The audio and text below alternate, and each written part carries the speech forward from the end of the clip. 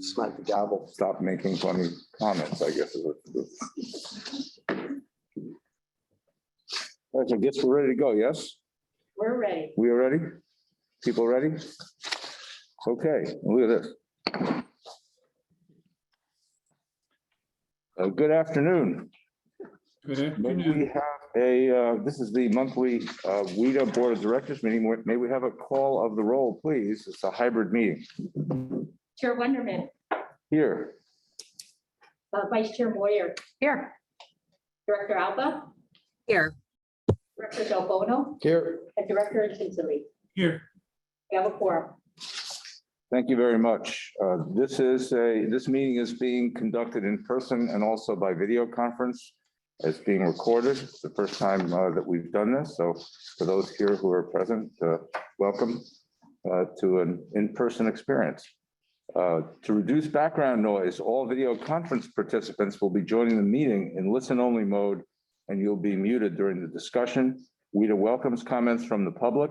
A public comment period will be set aside after each discussion period and will be accepted in person and by video conference. Video conference participants wishing to speak are requested to email your name and the item number you'd like to comment on to the Board of Directors at watertransit.org. If you're unable to send an email, you'll be given an opportunity to speak on the item after those who have signed up. So hope that's clear, and great to have folks who are here in the room. Nice to see you. It's been a long time. And also good to see the folks who weren't able to make it in person join the meeting. And this is, I guess it's an experiment in seeing, how this works. And, we've been up and down with the virus for quite a bit, which has affected our operation, our finance quite a bit. And I know from the studies that the Bay Area Council's been doing is, there really has been a little bit of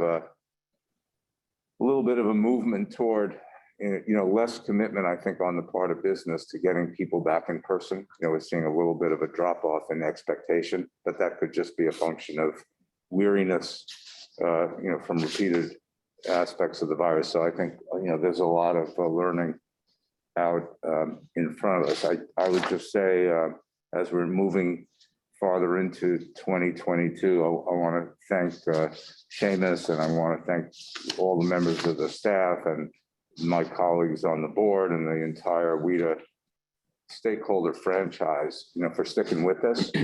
We're doing important work here. There have been a lot of, I think, a lot of accomplishments over the last year that, we can be really proud of. And at the same time, it's tough operating when, we don't have the kind of participation from the riders that, we need to get back. And so I think, I think it's well established that compared to a lot of the other agencies, that WETA has done really well. But it depends how you define well. And some, depending on which agency it is, some are really, really struggling in terms of ridership and fare box recovery and so forth. So the work is definitely ahead of us. I've been working with this special task force on the future of network management, kind of look at how we can build a more cohesive Bay Area system of mass transportation in the future, as this comes out of the task force that MTC created post-pandemic to make sure that we had as smooth a recovery as possible, that we used funds provided by the federal government as well as possible, and that we don't lose the opportunity to reconstruct our thinking and be aggressive, I hope, about how we can present the public with a better system in the future. My suspicion is that we'll find ourselves in a position where we're going to need more help from the public financially as a mass transit system. And in order to win that over, we're going to need to show cause as to how mass transportation can improve and be more reliable and more resilient in the Bay Area than it's been in the past, which in turn requires the discrete agencies to be a little more willing to work together more collaboratively and cohesively. I think some progress has certainly been made toward that. And I know, Seamus, you've been a part of that. But I think that's going to get kind of crucial as we go forward in the next bunch of months. So I think there's some big decisions to be made here. So I will leave it at that, and glad to be here in Alameda, and I'll turn it over to my fellow board members. So I'll start on the screen with the director in Tinsley, please, Tony. Yes, good afternoon to everyone. We had a meeting this morning of the Government Affairs Committee of the Vallejo Chamber, and we had representation. Lauren was there. It was good to see representation from WETA, planning to attend in the future. That's about it. So hope things are going well in Vallejo. Director Delbano. No, just glad to be back in person, and I'm looking forward to hopefully a better year. Good. It's got to be better. Yeah. Director Moyer, Well, Vice Chair Moyer, I should say. no, director's great. So this is my first meeting with WETA in person, so I am delighted wild. to be here and see all of you. So that is the highlight of my week, I think. I bragged about it everywhere. I would like to share that in my day job, yesterday we hosted a roundtable with about 40 different representatives of probably 15 or so technology companies around the country to talk about return to office and what their plans are. And I'd say universally, they're all talking about what we're doing now, which is that intersection of in-person and digital and how to make that happen. And it was very inspiring because everyone is focused on getting people back into the workforce. They all reported that they had a lot of interest, and numbers were ramping up just as we saw leading into then the holidays and the run up of Omicron. And so they're anticipating and starting to see numbers coming back now, particularly with some of the changing in the CDC's positioning on different social distancing and masking rules at the local level as well. And they expect to see more people coming in.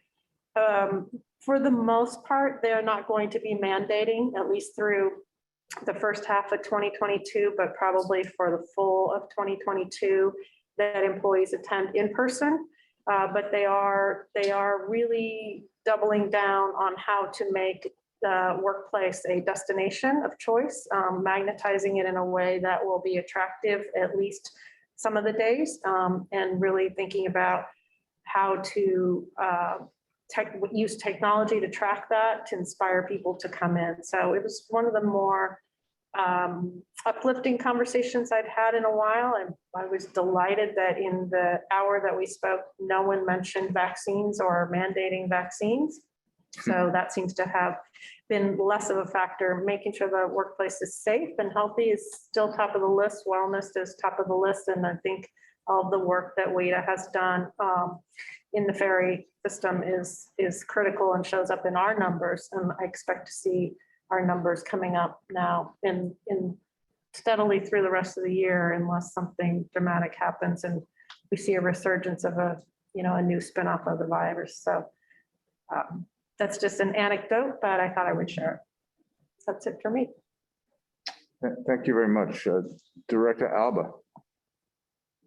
Yeah, fantastic comments so far. I couldn't agree more. It's been a very challenging January, especially December and January with Omicron. I am hopeful that we're heading into what seems to be, we're hearing more and more phrases that include the word endemic, and we're seeing countries that are treating or removing any restrictions in regards to COVID. And so that might be the way we're heading, which will also mean more people will be returning. So I agree with what's already been stated. I look forward to exploring the agenda today, several very, very fascinating and interesting topics, including a budget update and seeing fellow Redwood City stakeholders here. I live in Redwood City, so I'm looking forward to the Redwood City port update or ferry update as well. I want to thank Director or Chair Wunderman as well for your ongoing participation in the now the network management business case task force with MTC. It's an incredibly important effort that will hopefully benefit the region for generations to come. More collaboration, integration, coordination in regards to fares, service, coordinated routes, less focus on county boundaries or agency boundaries are high on my wish list for the Bay Area transportation network. And I think WETA is at the forefront of that. And I'm happy that we are, because it's such an important initiative. So big thank you to Chair Wunderman for your ongoing participation and involvement in these critical efforts. Thank you very much. It's not necessarily easy work to ask, agencies that are long established to believe that they're supposed to really, take counsel and truly cooperate with others. And, on the other hand, if we don't do it, and we're part of that, if we don't do that, I think we resist at our peril. And I wanted to ask Director Moyer, in response to your comments, in terms of the company preferences for bringing folks back and what their strategies are, you talked about that, but are you seeing anything in terms of, it seems like we're at a moment where the individual remote worker holds a lot more sway. Yeah. Are we seeing any preferences in terms of the workers themselves that we're able to garner, and how can our region be more attractive to folks who have choices now as to where they can live? Yeah, I don't have the answer to that at all. But definitely the companies that we spoke with yesterday had, as most companies are surveying their employees. And it is very clear that mandating return to office will have an impact on employees resigning. That because of the war on talent. And so they've all backed off on that, even though it may or may not have an implication to their productivity. Most of them have also come to the conclusion that they remained highly productive despite being remote. And so that's another reason that they're not moving so vociferously to mandate return to office. That said, they do know that in their surveys that we all crave human interaction, hence why we're here today.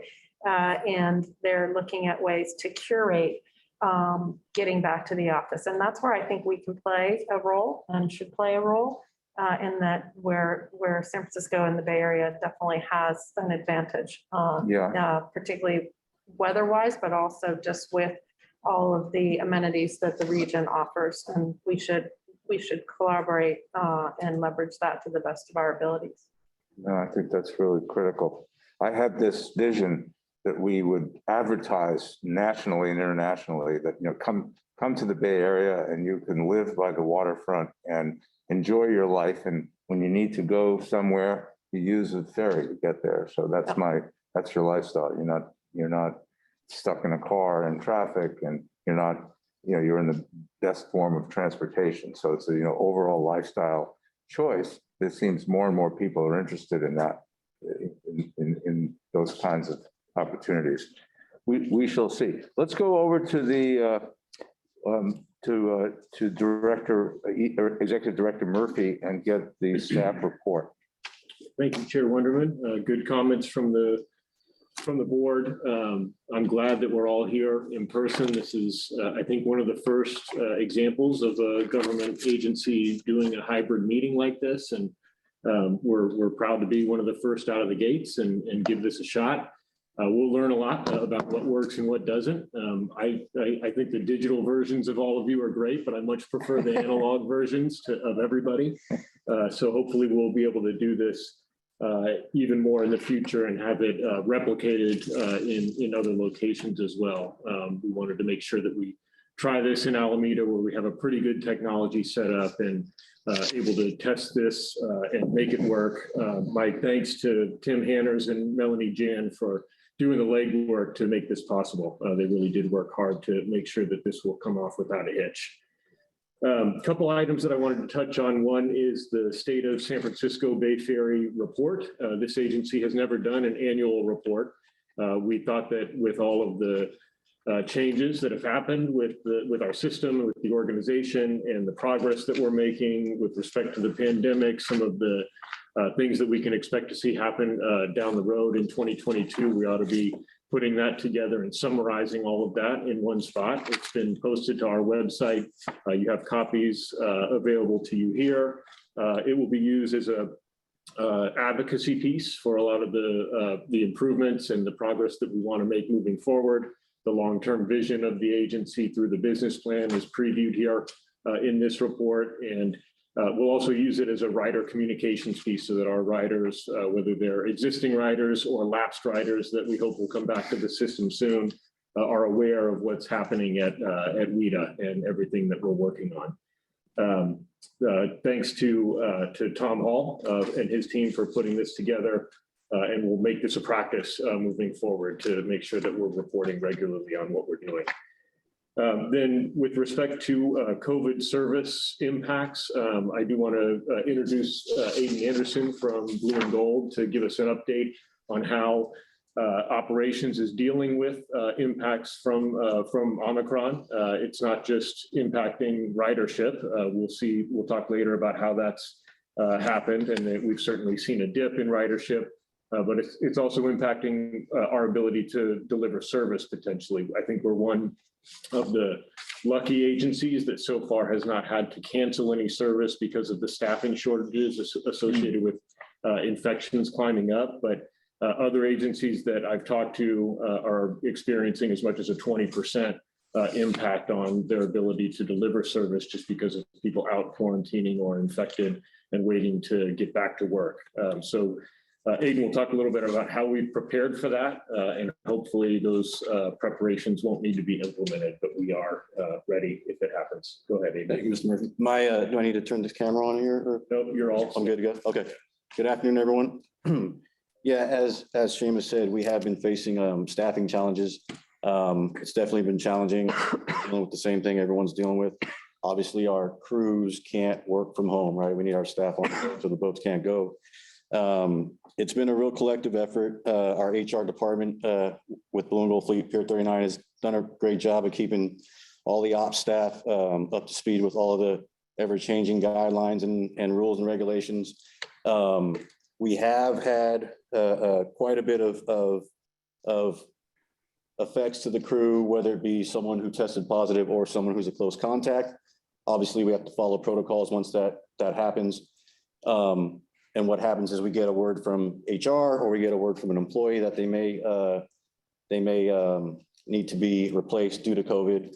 And then we have to work on replacing them. A lot of times we get these calls last minute because someone finds out they're a close contact.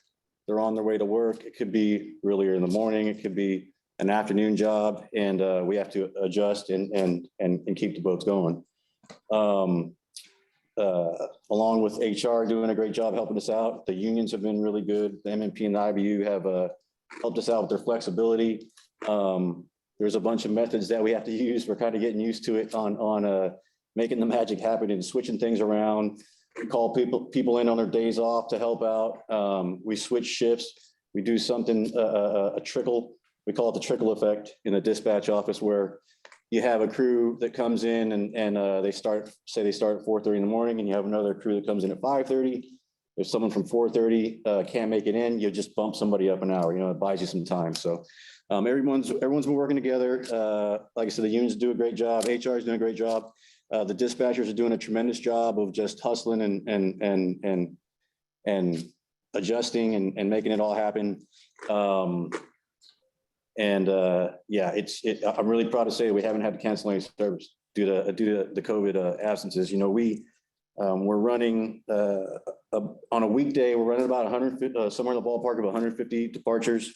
We have 7 services. We do 11 crews in the AM and 11 crews in the PM. So that's 22 crews times 3 deckhands and a captain, 88 staff members that we have to have on the boats to make the service run. So it's been a challenge, but everyone's been working together. And yeah, as a representative of your contracted operator, Blue and Gold Fleet, I'm proud to say that we haven't had to cancel any service. Awesome. Great. Thank you, Aiden. Thank you. Thank you, Aiden. Yeah, definitely, Blue and Gold definitely working hard to keep the service out there and make it work for folks. You have financial reports and ridership report and state and federal legislative reports in your packet. Before we move on to those, there is another issue that's come up since the agenda was put together related to the delivery of ferry service on Treasure Island and Prop SF's application to CPUC to be able to deliver those services. Madeline, do you want to give us a quick update on where that stands, please? Certainly, Madeline Chan, legal counsel for WETA, and so happy to see everyone after 2 years, I think it's been since we met. So Prop SF had filed a request to this California Public Utilities Commission to operate Treasure Island service at a reduced fare from what they had previously been authorized to do. So January 31st, there's a proposed decision that the administrative law judge has now issued granting that request. That will now go to the full commission for approval. That would be scheduled for February the 10th. Basically, this would allow the unscheduled ferry service to Treasure Island from San Francisco to operate at a reduced fare. I think it's within a range of $5 to $20, and also with the opportunity to have a monthly pass of $150, unlimited trips. So that should be going forward to the CPUC February 10th. There's then a period to do some other procedural requirements to file the tariff and get things in order, but I don't know if there's representatives from Prop SF here, but my understanding is that it could be possible, they're otherwise operationally ready to proceed to get that service going sometime towards the end of this month. Great. Thank you, Madeline. And of course, we have an MOU with the city that specifies that WETA will take over and operate those services as soon as the time is right for us to be able to do that. I've seen some news lately about maybe progress on the Board of Supervisors coming up with a toll schedule for people coming on and off the island. Which I think is relevant to this issue. Is there any update on that, or what's actually going on with that? They are working that through the process right now. So it's received its initial approval at the Board of Supervisors. I think it needs to go to the Board of Supervisors still for final approval, but that is critical to us taking over operation of ferry service to Treasure Island. There will need to be some funding available to subsidize those operations, and those would come from the tolling that is being put in place. So we'll keep you updated as that works its way through. I just have a couple of questions too. Sure.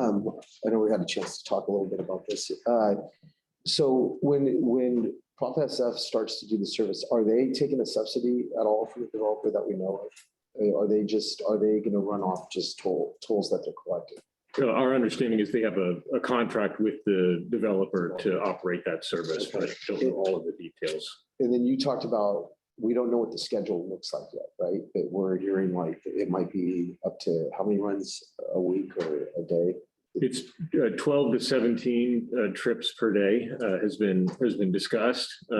We have a letter of intent from Prop SF that is related to WETA's statutory authority to administer ferry service around the bay. And they've agreed to coordinate their schedules with us and to work with us on the transition of that service to a WETA operated service when the time is right. Okay, and then the last question I have is, because I'm not familiar with this, how many people are actually occupying the new development in Treasure Island? Do we have any numbers on how many people are actually living out there? And That I don't know. That is, they're very early in terms of welcoming the first residents for new development at Treasure Island. There are, of course, residents that have been on Treasure Island for a long time. So there's some critical mass there, but the new development that is being put in place is still in the very early stages of occupancy. And I want to just add for the record, I think everybody knows my position on it too, is that, I think it would be beneficial for us at some point when the time's right and we can figure it out with our contracted partners to run that service, just because I think keeping ferry service public is very important. So I'm sure there's going to be more discussion about it, but I'll put that out there. Yep. And then you do have coming to your attention at one of your next few meetings, the results of the Treasure Island Ferry Service Study that'll give us some really important information about how we expect ridership demand to phase in over time as that development commences, and what the cost of providing ferry service would be for us as an agency in the future. It would be nice if we had RM3. So, all right, thank you. Okay, great. I'm going to call on Aaron now to give us a financial budget update, 6-month budget update. And this is the start of a discussion that's going to continue into the development of next year's budget and multi-year analysis of the financial sustainability of our agency. Go ahead, Aaron.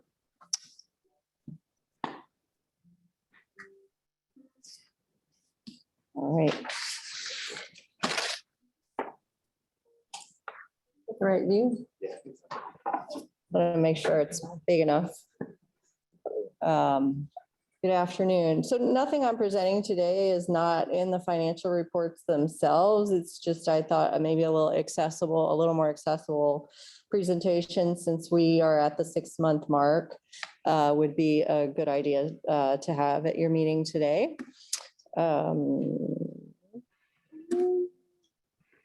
Boy. Doesn't want to go forward. Maybe go to view.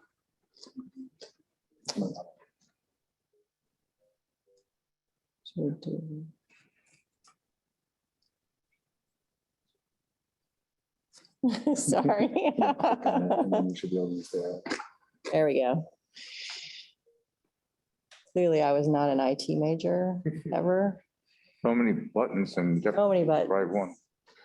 Right, so just to remind you that we are now at the 6-month mark. And this year, as part of your budget process, my understanding and reading through everything that happened is that we have a new way of tracking the budget. All of the operations expenses were broken up in a different way. So it gives us a little better understanding of what's happening than we've had in the past.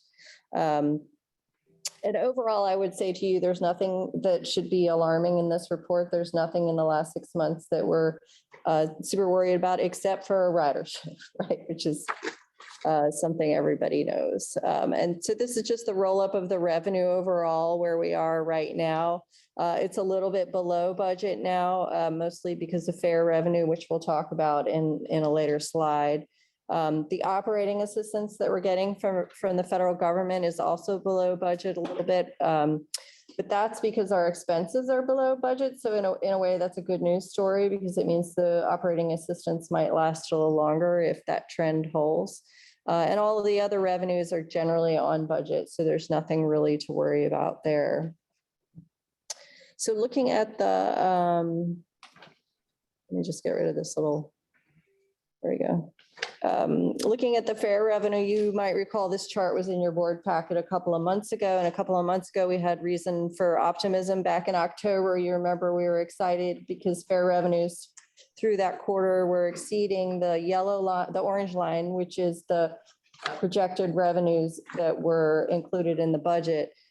So obviously Omicron and also just seasonal variations have meant a drop. And so you can see that we're now below the line, which is why revenue is off for the year at this point. And basically what we need to see in order to close the year on budget is for revenues to jump back up to that July level that we saw. So we will see what happens in the next 2 months on that front. I mean, basically that, all of the services are sort of showing the same sort of fare revenue. As far as operating expenses, they're overall within budget. As we've talked about before, the fuel costs continue to be the same issue that everybody who drives a car knows about, which is the fuel is still very high. If we take the last month's worth of fuel costs and project that out to the end of the year, we would have a $2.5 million deficit in that account, even though we did include some contingency in there. So we would be using the contingency and still going over. But the balancing counterfact is that vessel operations and system expense are below budget. So there's some potential for offsetting savings that would allow us to close the year on budget. And in talking with Tim, because I, of course, am not in charge of operations, it seems that we've caught up on a lot of maintenance items that, in previous years, we've been setting aside contingencies for that we haven't had to use. Just generally, we're just doing a better job at keeping up with maintenance, and we haven't had to tap into any of those contingencies. So we're hopeful that that trend will continue, and it would allow us to close the year using those savings to cover the fuel issue that we're seeing. And Tim's around as we get to the end, if you want to ask him more about that. And then this is just a chart showing you how it breaks down by service. The green line, the green bars are the budgeted, the blue is the actual, and then the little red dots are just relate to the right-hand side of the chart. It just shows you who's above or below the 50% mark, which is where we are with the budget. So you can see we're good with all the services are below 50%, which is where we are. So there's nothing to worry about there. South San Francisco is well below because it was budgeted to start sooner than it did. Harbor Bay is a little bit more below than others, but I don't think there's, again, in discussing it with Tim, it's the labor for that service is slightly below the labor for the other services. And that's just a function of how the crew costs have played out. And we wouldn't expect that we'd expect that to sort of catch up as we get through the year. It's just a smaller budget. So tiny little swings sort of show up more in that service. For planning and administration, things are fine there. The one thing that I noticed was that salaries are slightly higher than they should be at this point in the year, but then in delving into what's going on in that budget, there are a lot of payouts that happen in December. We have vacation caps, and we have people here who aren't taking vacation, which they should be doing. But those play out in December, and also there was an overlap, frankly, between Lynn and myself, and that was for a full quarter, and that wasn't assumed in the budget, so that may be pushing it up higher. But we're going to just keep an eye on it, and we would expect those things to change in the next 2 to 3 months and that number to come down, but we'll keep an eye on that. The other thing that I'll show you as we get to the capital slide is that capital projects haven't ramped up as quickly as you would have hoped by this time of the year. And there was an assumption in the budget that more staff would be charging to capital projects. So to the extent that's not happening, it's just showing up in the admin budget more than in those capital projects. So that's what I'm seeing there. Materials and supplies you'll see is a little bit higher than normal, but that's just because we've had some laptop replacements that happened in the first half of the year that will balance out by the end of the year. Leases are going to be lower because of the port lease that we executed at November meeting that was below our prior lease. So there'll be some savings from that. And then the contract expenditures we expect to balance out towards the end of the year. Those were also just a little bit slow to ramp up. We just in general think this will all balance out and close on budget at the end of the year, but we'll keep an eye on salaries. And if we see that trend continue, we'll come back at a later meeting and talk about that. Finally, on capital projects, as I mentioned, we are only $5.7 million into a $47 million budget. It seems that there are a lot of materials and supplies delays are really affecting these vessel replacement projects. And again, Tim is here and can speak to that. It's just, most of that is in these big vessel construction projects that just haven't reached milestones that maybe we hope they would by now. So we would expect some of those projects to have to shift into the next fiscal year, and some of those expenses might shift past July 1. And so we'll talk about that when we get to the budget in a few months. The other thing that happens is, for example, we had the dredging project that was complete, and that's a big $2 million project. And they just, for some reason, that they took forever to get us the bill. The bill hasn't been paid yet. There's been some negotiations on, what was included in the bill. It's now actually on my desk, so that will show up, and you'll see some improvement in that budget next month. And then one of the big projects that's also been delayed is the electric ferry project through the TIRCP program. And we've been negotiating with the state because it's tied to the Mission Bay project. There's been some delay in that project. So there's just a bunch of reasons in each case of why things are running a little bit slow. That's a pretty big gap, obviously. And I guess my question is, how much do we expect to close the gap, and what effect does it have on the impact on the administrative budget when, we're not able to go indirect cost on the capital? Yeah, I don't know if Tim wants to speak to the timing, but it's not a significant impact on the administrative budget, and it's definitely not an impact on the capital projects themselves. Yeah. They're all reimbursement based, so we'll still get paid. The costs are fixed within the contracts. They're in general fixed price contracts for the most part. I wouldn't expect, would you agree with that, Tim? Yeah, I would agree with that. Yeah. And I'm still sort of delving into the staff costs, but I think we'll be able to catch up with the staff costs. For example, we've just hired a grants person who will start shortly, and we'll be able to, charge her salary to most of these capital projects. There's just in delving into it, now that I know what's going on, it will be able to self-correct for most of that, I would think. Thank you. Yeah, did you want to add anything on the capital? I would just to talk a little bit about the vessel construction. We're seeing about a year delay for each vessel due to COVID. And with Omicron, it slowed it down even a little bit more, but we do see a big increase in the workforce at Maverick Marine, and they're pushing along. And I think we're about a year behind on each vessel. And so we do we do think that's going to start ramping up, and some of this capital money will be spent here in the next year.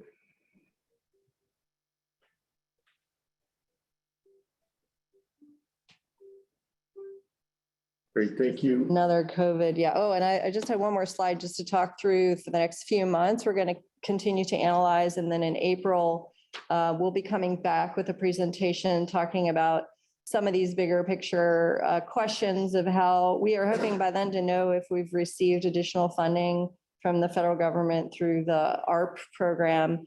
So we hope to talk a little bit more about the runway, how long will the federal funds help us to continue with operations. And then May would be the first, normally when the budget would get approved, because there's so much uncertainty right now, we might, if there's still enough uncertainty, we might push budget approval. We might do a first presentation in May and do final approval in June. We're planning to actually just play it by ear a little bit as we're all doing for the last 2 years. So that's it. The Director Delbano's recent comment about Regional Measure 3, are we Yes. hearing anything about the Supreme Court, California Supreme Court, and their timing? It's been a while. It has been a while, and you might recall that there's this other case, the Zolli case in Oakland, that they said, we will decide that first, and they haven't issued an opinion in that yet. So we're second in line after that. But we are keeping an eye on it. Erin, thank you for the report. On the budgeted revenues besides fare revenue, are any of the other revenue sources at risk? No, all of the other revenue sources are, RM2 is the other big one. And those are, we actually are hoping to get a little more revenue out of RM2. We're waiting to hear from MTC on that. That's been, they've all been allocated to us and they're already flowing on a quarterly basis. And it shows up in the report accrued as we earn it, but I'm not worried about any of the other sources. Okay. RM2 is a big one, Measure J, which supports the Richmond Ferry, and those are all allocated and we're sort of entitled to them. It's not the right word, but they're pretty secure. And as long as we run service, I guess I would say.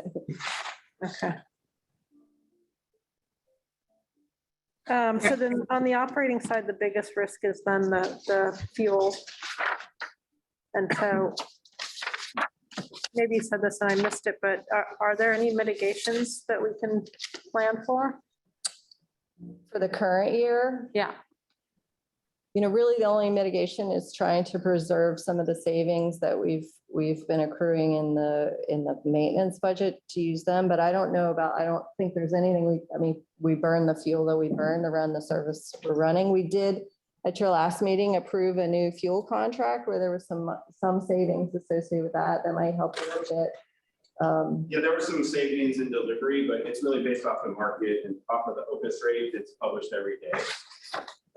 So depending on whatever the rate is at OPIS, that's the rate that we get charged plus the delivery fee that we negotiated. Yeah, I recall, but 2.5 mil would be what, about 4 or 5% of the overall budget? Something like that, Yeah. yeah. It's funny. It's been a long time since we've seen price, in the past, there have been strategies around the instability of fuel prices, and what we can talk about in the budget is whether we want to set aside a bigger contingency going forward. It's a tough one because you don't want to park money that you might need for other things, but it might be a strategy going forward. Yeah. To think about. We have seen prices come down a little bit from the peak a few weeks back, so it hopefully won't be that high, but it's hard to say. Okay. Another pandemic. In your monthly reporting, could you just flag this for us? Sure. A little bit so we can keep an eye on it? Because Sure. I understand strategies to look at next year's budget, but I don't understand strategies to stay on top of this for the next 5 months. Yeah. There's really, it's just focusing on, we seem to be having repair savings and Tim hopefully using the contingencies from the other sections of the budget to cover that. But yeah, it's a little bit out of our hands, but yeah, we'll absolutely flag that and see if there's any other strategies we can come up with. Okay. So sorry, just to draw a fine point on this. So would those contingencies be that amount to 2.5 million? Not specifically. Yeah, we'd still be short, wouldn't we? Sorry. We'd still be, I know. No, I'm getting an echo here, so I'm having a hard time. Yeah. So we'd still be short? Do you think? At the moment, if those savings continue, we would not be short, okay. but Okay. that's comforting. That's saying nothing's going to break unnecessarily, unexpectedly, right? Yeah. It relies on everything going perfectly, I think, which right. And Erin's already tasked us, the operations group, with trying to forecast the next 6 months so that she has a better understanding of where we're at. So we're really trying to dive in. We have a plan for the maintenance and repair, but we're trying to get more information and really dial it in with goals to see where we're at. So we do have the savings here, but we want to make sure that we're maintaining our fleet and we're not, pushing maintenance past to make up for the budget. But we've been tasked with that and we're working through it to get more details to Erin. Yeah, that sounds awesome. Yeah, I'm not in favor of putting anything on hold. I just want to know where the levers are. Yeah, and the engineering and management is right behind me, so you would have a big problem with that if we did. He's probably not alone. Okay, thank you very much. Sorry, Beth. It's all right. Any questions? Oh, sorry. So it's not really directed at you. I just kind of was curious. I mean, everybody's been seeing what's going on, and I know I've spent a lot of time walking around and talking to business owners, and restaurant owners. Everything's just shut down over Omicron. And I know that Tom and team did an excellent job at doing some promotional and advertisement stuff when we were trying to get people back on the ferries. I almost feel like, I don't know if we have to go that extreme, but are we looking at doing something again to encourage people to ride promotion day? We do it Tony Intily and Jim Wonderman bobblehead day or something like that. Everyone's waiting for that moment. Just, I don't know if you guys, I'm sure you are. I just curious about your ideas or, your thoughts about, when this surge, which is obviously dropping because we're seeing at work too, maybe doing some targeting again and promotion type stuff to get people back on there. Because I think that was a huge success. Yeah, absolutely. Yeah, we think that it might be right for another promotional surge to hopefully accompany a ridership surge while we're coming out of the peak impact of this variant. We've timed the promotional campaigns pretty well so far with the getting as much as we could before Delta hit, kind of dialing things back when the latent demand dried up because of the Delta variant, and then turning things back on in the fall. We've definitely dialed back during Omicron. There just isn't, that's affecting the number of potential riders that we have out there. And so there isn't a lot of demand to materialize. But now we've seen the ridership really trend upwards over the last couple of weeks in a much steeper way than it did when we were coming out of Delta. I think it's a really good sign that we can recover from this faster than the Delta variant. It might be a good sign for future variants if that happens, that people will just get used to operating in this environment and kind of structuring their travel patterns accordingly. And if we can supplement that through some promotions and making sure that we're on their radar when they're making those decisions, we want to do that. So we are looking at ramping that up. Good, because you guys did an excellent job last time. I think we outperformed anybody the last time. And I'm, again, having running this service that's, on the water, open air, getting people to the city probably on the weekends and stuff is going to start happening again. So, yep. Thanks. On that, I'll ask Blue and Gold to close their ears. But we've marketed ourselves as a commuter service, and then more recently for workers outside sort of the normal commute hours. But we never really talked about ourselves, and for special events, but never thought of ourselves as an opportunity for tourists. And I'm wondering, is there some opportunity for people who are visiting the Bay Area from other parts of the state or the country?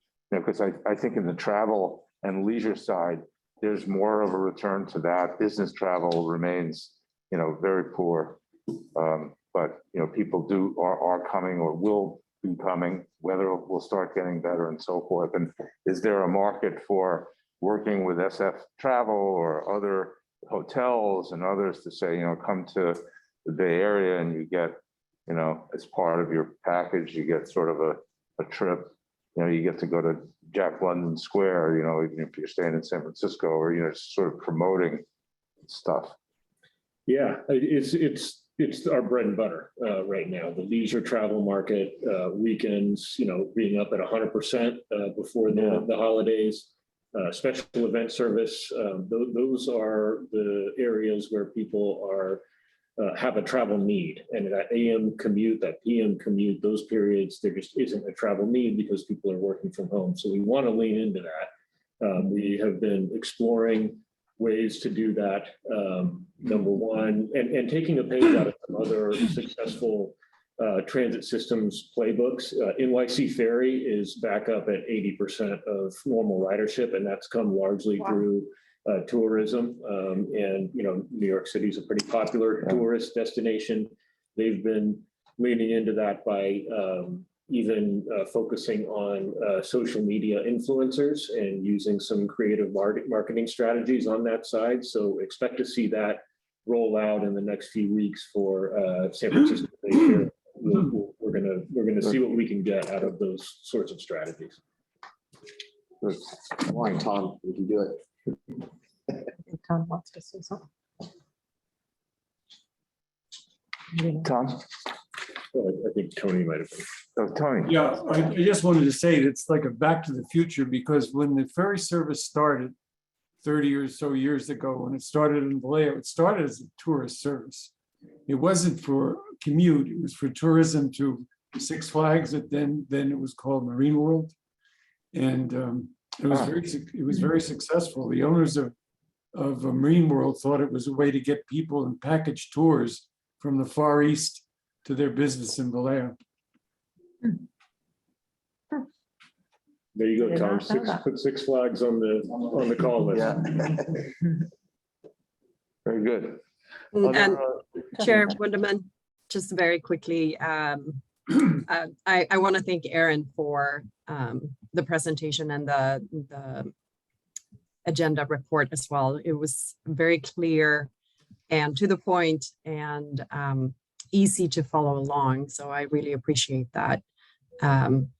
Knowing that there are other expense categories that are significantly under budget. It looks like we're going to be fine for the rest of the year, even with the increased fuel costs. So that's good to hear. And I also appreciate that we're already looking into how to better estimate what the costs will be for next year or for the coming 6 months. Great discussion as well in regards to tourism and the likes, not necessarily related to this business update, but our social media presence is fantastic. And it's always great to see the engagement that it generates. So thank you. Terrific. Thank you, Director Alba. Chair Winterman, nothing else to report. The ridership report, I think, speaks for itself, and we talked a little bit about the impacts of the variant there. I noticed in the report that it looked like Vallejo saw a little more of a drop in the last iteration than other services. Is there an explanation for that? I don't think we can attribute that to anything so far. That's something we'll have to keep our eye on as things fluctuate and figure out, combined with some of our survey efforts, there are more coming up, see if there's any kind of a tie-in or correlation that we can identify there. Director Tony, did anything about that in your meeting this morning? No. There was no comment about it. Okay, well, thank you. Thank you for the report. It's comprehensive. Thanks, Aaron, for your presentation, which I think is really very, very helpful, and both helps us this year and sets the stage for the planning for next year, because some of these issues really are going to have be very impactful next year. And it's great to hear.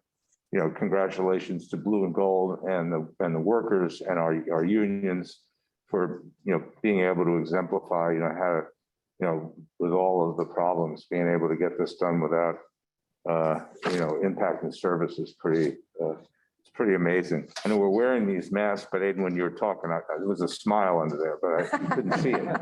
You can't really tell what we're thinking here, but so I'll just tell you that was a smile. $2.5 million in fuel, it's probably a little less of a smile, but at least we know. You gotta know what you're up against. Okay, let's move on to item number 6 is an action item, which is the consent calendar, which has parts A, B, and C. Chairman, maybe. Oh, just take a sorry, we roll get call. public comment on the, Just in case there's any public comment on any of these informational items. okay, let's, I'm sorry about that. Would any member of the public like to comment on the staff report? Kelly's iPad. Kelly? Got a hand up. Yeah, I'll just make it quick. The next variant is already starting to circulate, and that is the BA2.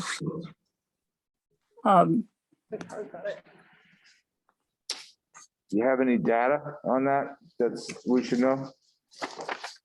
If you listen to Michael Osterholm's podcast from today, this morning, he goes through a lot of data on the variance and where we're going. So I would suggest that. Okay, thank you. And appreciate that, Kelly. Any other members? Yeah, go ahead, Pat.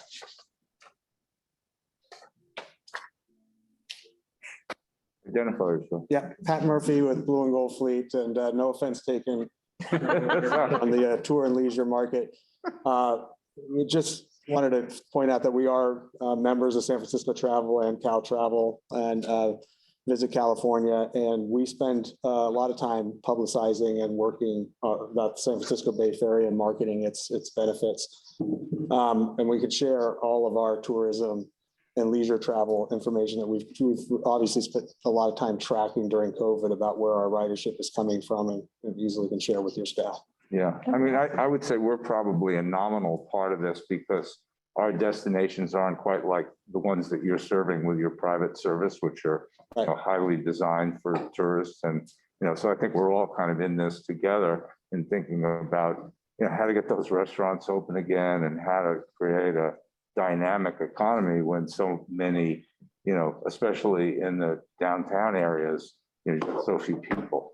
And so tourism has always been the kind of a benchmark for this economy, and that it's the item that that drew down our economy throughout the pandemic. I think if you look at the Bay Area in terms of pandemic recovery, we're right in the bottom of the nation in terms of recovery. If you take travel and tourism out, we're probably on par, I'm going to guess. So it's really That's true. We got to get that going again.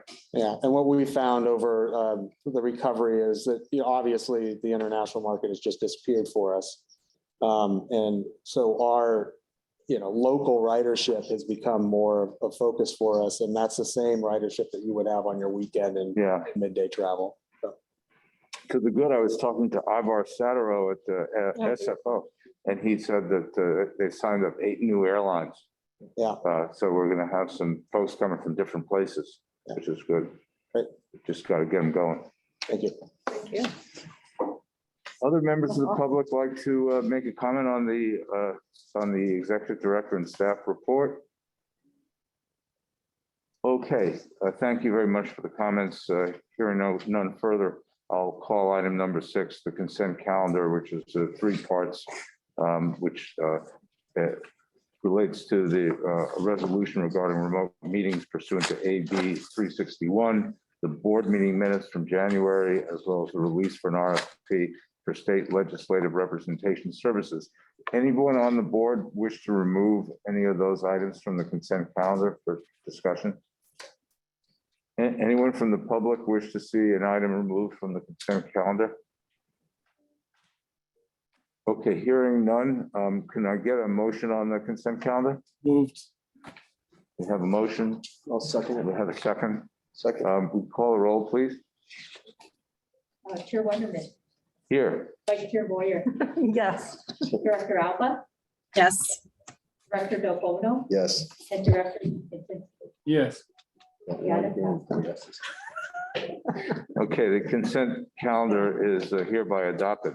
Item number 7 is receive Redwood City Ferry draft business plan. And this is an exciting item that's, I wouldn't call it the culmination of a lot of work, but it's the next really big step in a conversation and a lot of work that's been going for quite a while. And before I call on the staff to make their presentation, I know we have a number of folks from Redwood City who I can see are here, at least virtually here. So let me start with the Councilwoman Diane Howard, who's been a stalwart for this from the get-go. Councilmember Howard. Thank you. You all look like you're having way too much fun up there. Oh, you can't believe it. Honorable Chair Wonderman and fellow board members, I want to thank you for the opportunity to be here today. My name is Diane Howard. I'm the City Council member for Redwood City. In 1997, California State Senate Resolution 19 established a Blue Ribbon Task Force to consider expanding water transit in the San Francisco Bay. The task force met with leaders in San Mateo County, which included City of Redwood City, to seek input on expanding ferry service south of San Francisco. I was the mayor of Redwood City and a founding member of the task force at that time. The ferry is very close to my heart, not only because I grew up on the East Coast taking ferries, but also because I traveled to Manhattan shortly after 9/11 on behalf of our city and witnessed firsthand the unique and irreplaceable value of water transit, especially during catastrophic events. As a result of 9/11, the Water Transit Authority's name was changed from WTA to WETA, with the E representing emergency. Not only will the ferry bring a long overdue alternative mode of transportation connecting Redwood City and the broader peninsula region to San Francisco and the East Bay, it will also closely align with Redwood City's climate action plan by decreasing vehicular miles traveled on local roads, minimizing repairs to roadway infrastructure, mitigating and reducing greenhouse gas emissions to the region, and improving environmental impacts associated with sea level rise. Additionally, the City of Redwood City has adopted a citywide transportation plan called RWC Moves to support creating and maintaining a safe, multimodal, and accessible transportation network to support Redwood City and the broader peninsula region. The ferry is an equitable alternative to land-based modes of transportation, such as buses and private vehicles, with potentially faster and more reliable journey times, as it will not compete for road space on congested road networks. Voters have consistently supported local measures focused on transportation options to this region, including Measure A in 2004 and Regional Measure 3 in 2018. The business plan before you today supports future ferry service and further advances what the voters desire in providing multimodal transportation options. We know that there's still a lot of work to do, but we also have a lot of support for this project, including $5 million in funding thanks to Assembly Pro Tem Kevin Mullen. We truly appreciate the partnership with WETA, the Port, the San Mateo County Transportation Authority, and the many stakeholders that have supported the vision of future ferry service for Redwood City. We look forward to our council discussion on February 14th, continuing the momentum to secure transit alternatives for the region and our ongoing partnership with all of you. Thank you for your time. Thank you, Councilmember Howard, for the years of service and dedication to making this happen. We're well aware of all the things you've done to get us here, and I know you've got some colleagues who probably have an opportunity, if you'd like to speak after the presentation, and enjoyed a few years ago the meeting that we held in Redwood City with former Chair Jody Breckenridge and a number of members of the team. You could feel how important this project was to the people of Redwood City. So thank you for everything. I'll turn it over back to Kevin for the presentation.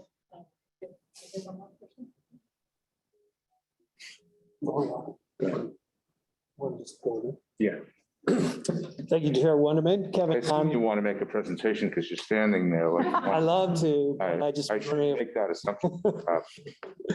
The one thing, Kevin Conley, Manager of Planning Development, and I guess this is a perfect time to explain that this is a four-way partnership, this project, and any project is a partnership, but we've had four very active members here. The City of Redwood City is one, and Giovanna Urquinaut and Jessica Manzi are the staff that's worked on this. On the Port of Redwood City and the Port Director, Christine Zortman, who joins us today, as well as the San Mateo County Transportation Authority. The last step, which was our feasibility study, and this step, which is the business plan, are funded by the San Mateo Transportation Authority funds that Diane referenced. There is still funding available for the steps all the way through construction of this project. So this is a project that has available funding for construction, not 100%, because RM3 will be needed to accomplish a project like this. But I want to at least establish that context and really thank our partners for an active and productive partnership.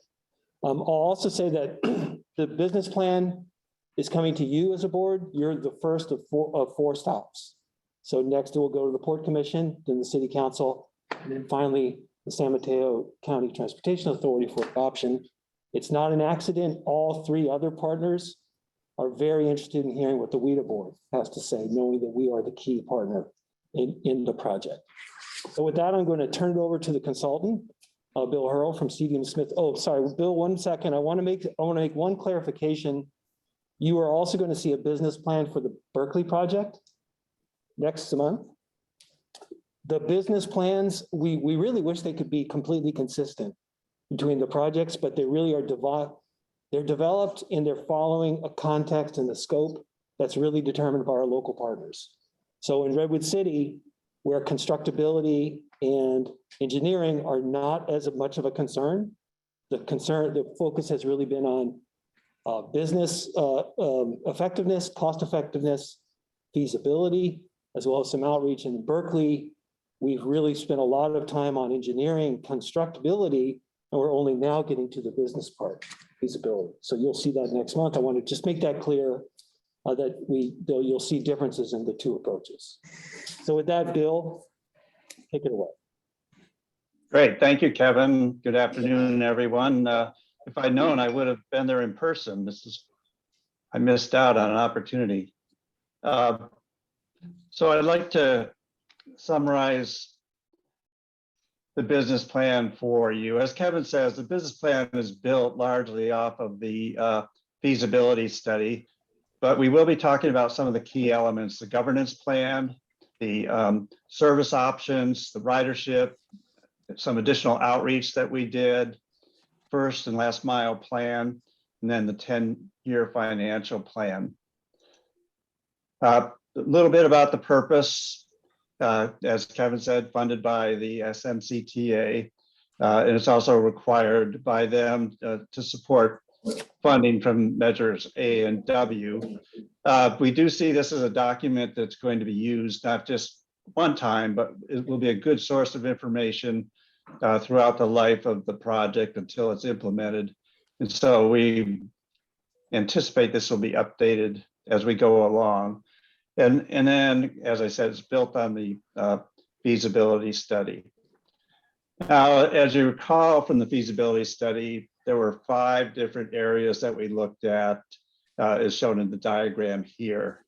The business plan, we realized there are some things that we needed to add. First was governance, is basically who's going to be responsible for what in terms of implementing the project, but also then once it's implemented, how it's going to be maintained and operated.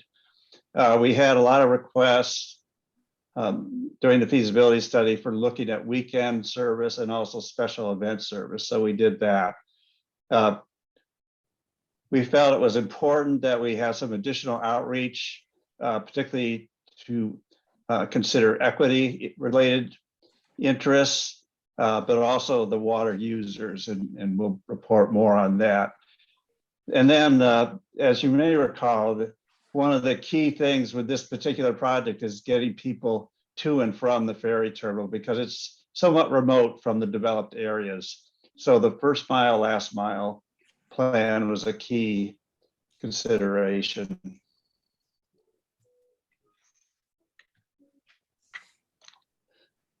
So the governance plan. Basically what we did here is we looked at all the agencies that are involved and what their roles are and what their capabilities are in terms of a ferry project. So as you know, WETA is really the provider of the ferry service and provides maintenance, so forth, and is a key agency in terms of implementing this particular project, and also would be responsible for the waterside facility. The port is very important. For one thing, they're providing the land. They're going to be providing the landside terminal facilities, and then the access facilities for getting to and from the ferry. And they could be the lead agency for the implementation phases of the project. The city, of course, is a key partner with the port. The port is actually an entity of the city itself. And so they're a key player in this, particularly again, in terms of providing access to the port facility.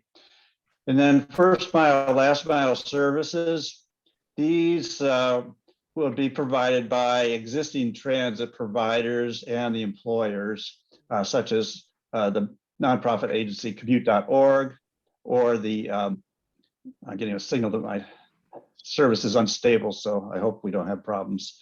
And then of course, Samtrans also provides some service to the site. The Transportation Authority is critical in terms of helping implement and fund the project. MTC plays a similar role, particularly in terms of regional Measure 3 funds, which are very important for this project.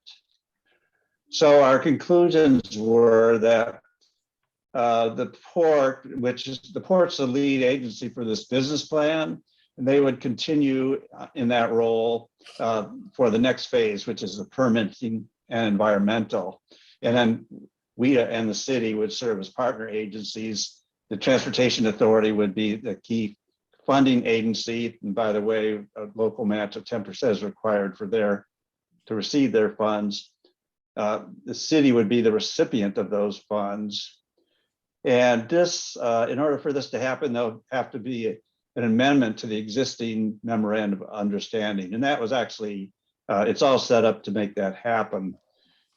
The lead on final design and construction has yet to be determined, and that will probably, that will happen during the next phase of the project in terms of who would ultimately take the lead. The timeline for the project, right now, we're in this business plan phase. We completed the feasibility study. So we'd be doing the environmental preliminary design work would be occurring hopefully later this year, going into 2023. Then there's permitting and design. And then by 2026, the terminal construction and procurement of the vessels could occur. So as I mentioned, we did some additional outreach to primarily reach out underserved and disadvantaged communities in the vicinity, but also the Oakland terminal.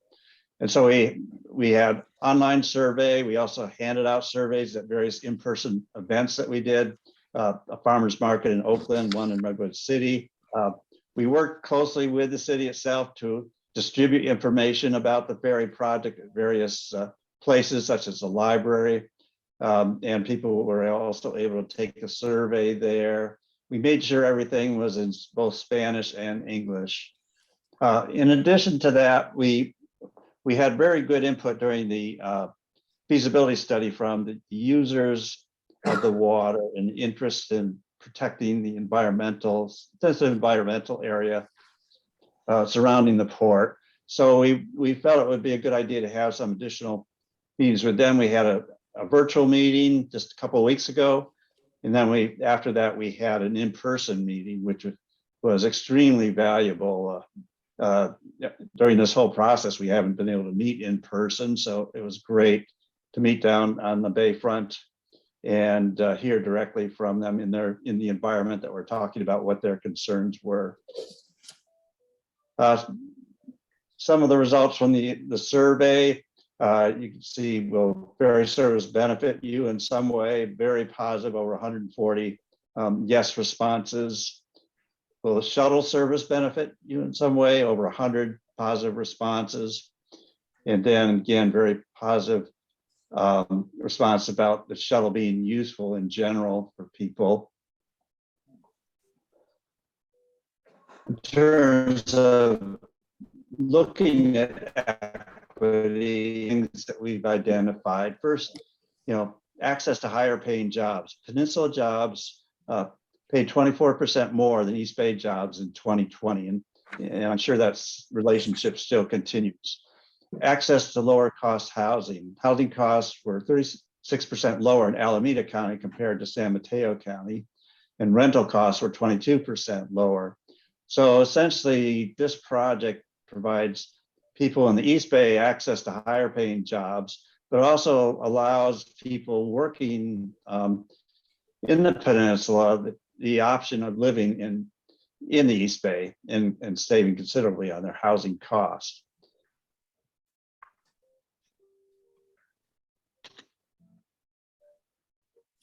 We also looked at the geography, and I think this is pretty interesting. So this is near the Redwood City terminal site, and these are 1 mile circles. And essentially you can see that there are significant priority communities, equity priority communities within roughly 2 to 3 miles of our ferry terminal site. And the diagram on the right looks at the 15-minute drive time from the terminal. And again, you can see there's quite a significant concentration of those priority communities in that vicinity.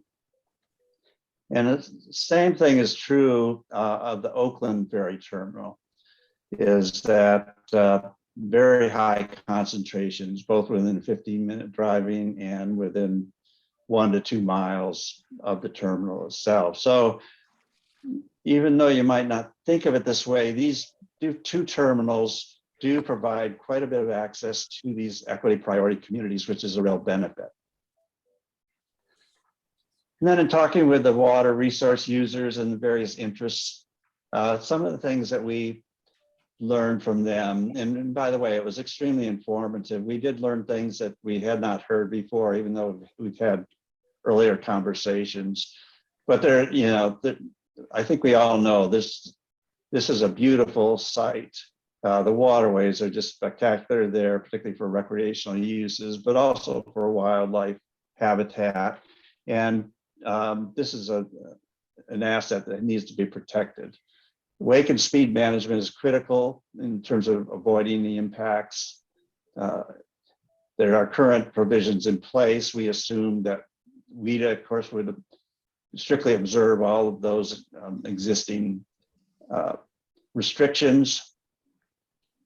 One of the things that keeps coming up is that a couple of years ago, when some of the major employers operated their own ferry services, the private ferry operators really caused some situations that were hazardous, really, to recreational users. And so there's a concern, you know, that this might happen again.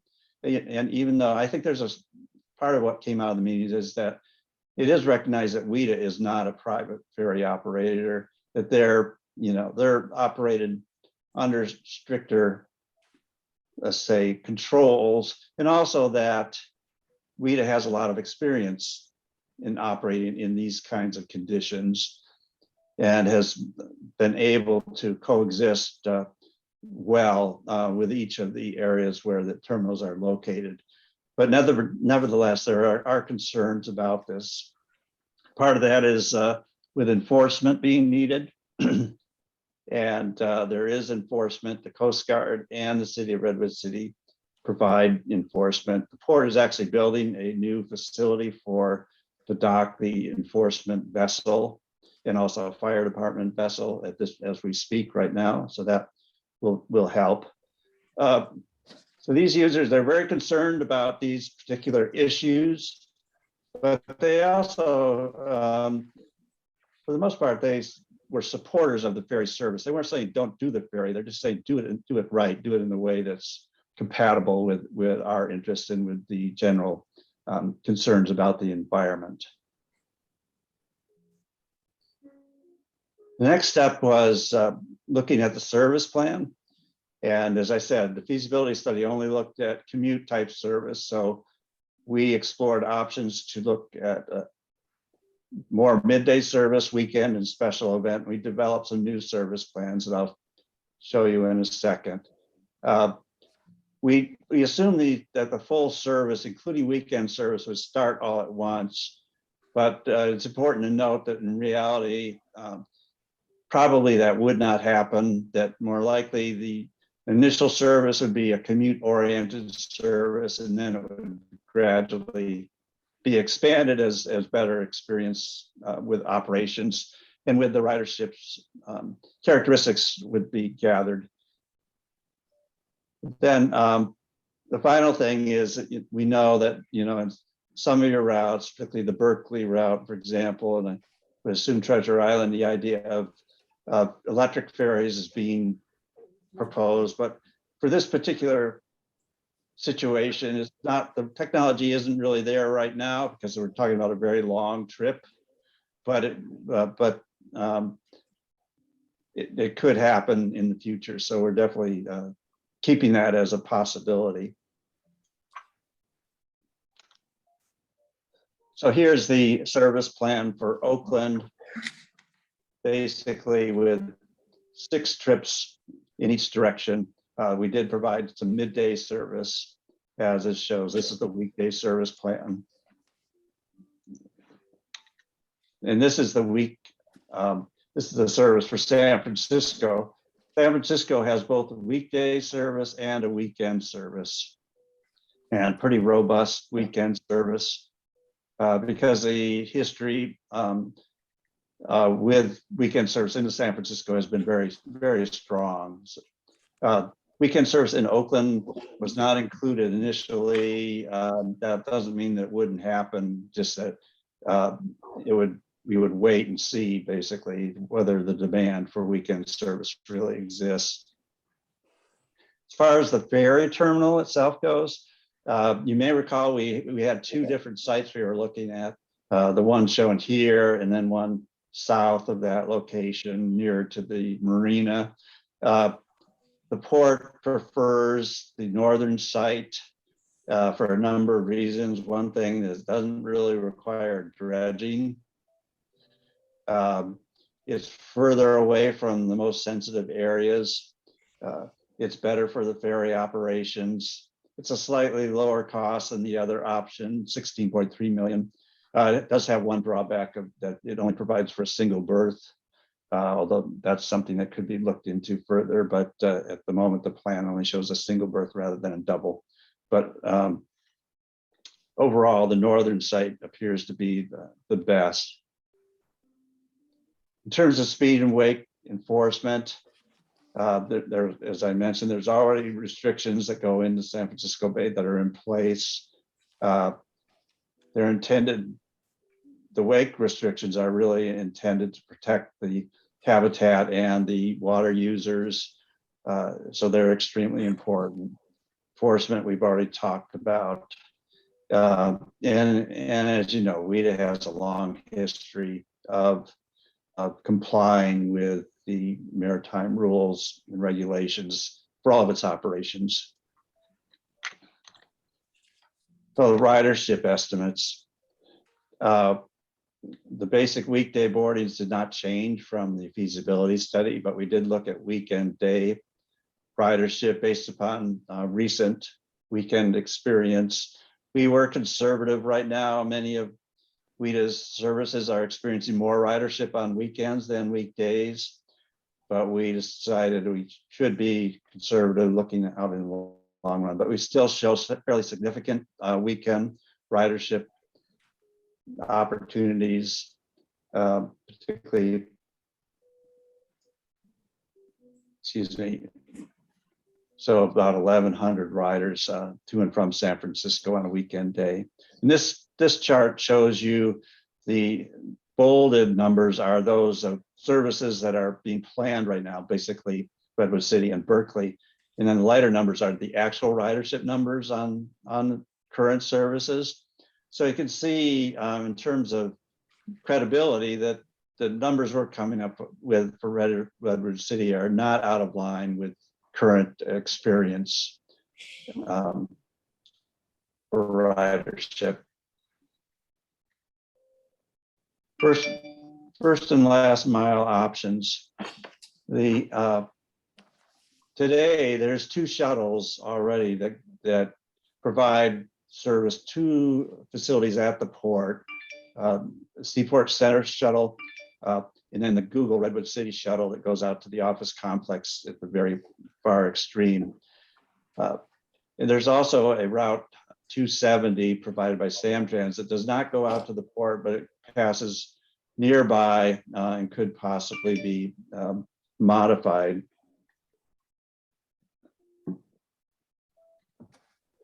So what we found was that those 2 existing shuttle services, it would be relatively easy to modify them. Commute.org runs the one runs one of them and Google runs the other.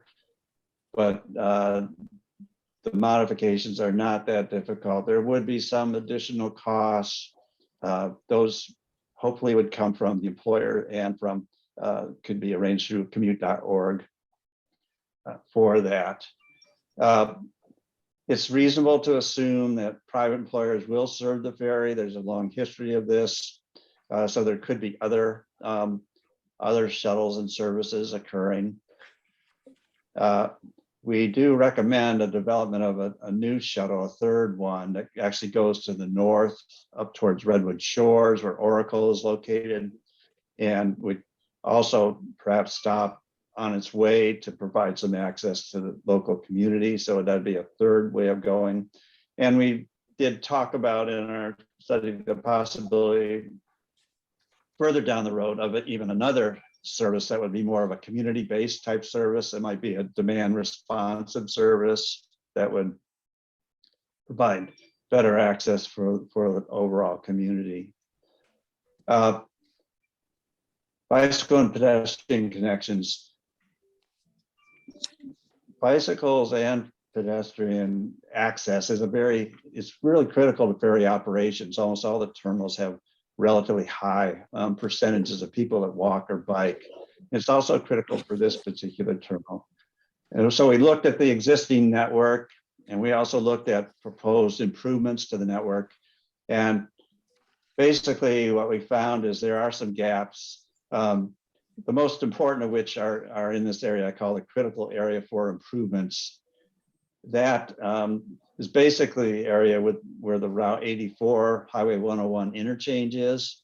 So as you can imagine, maneuvering through that interchange right now is a really difficult thing for a cyclist or for a pedestrian.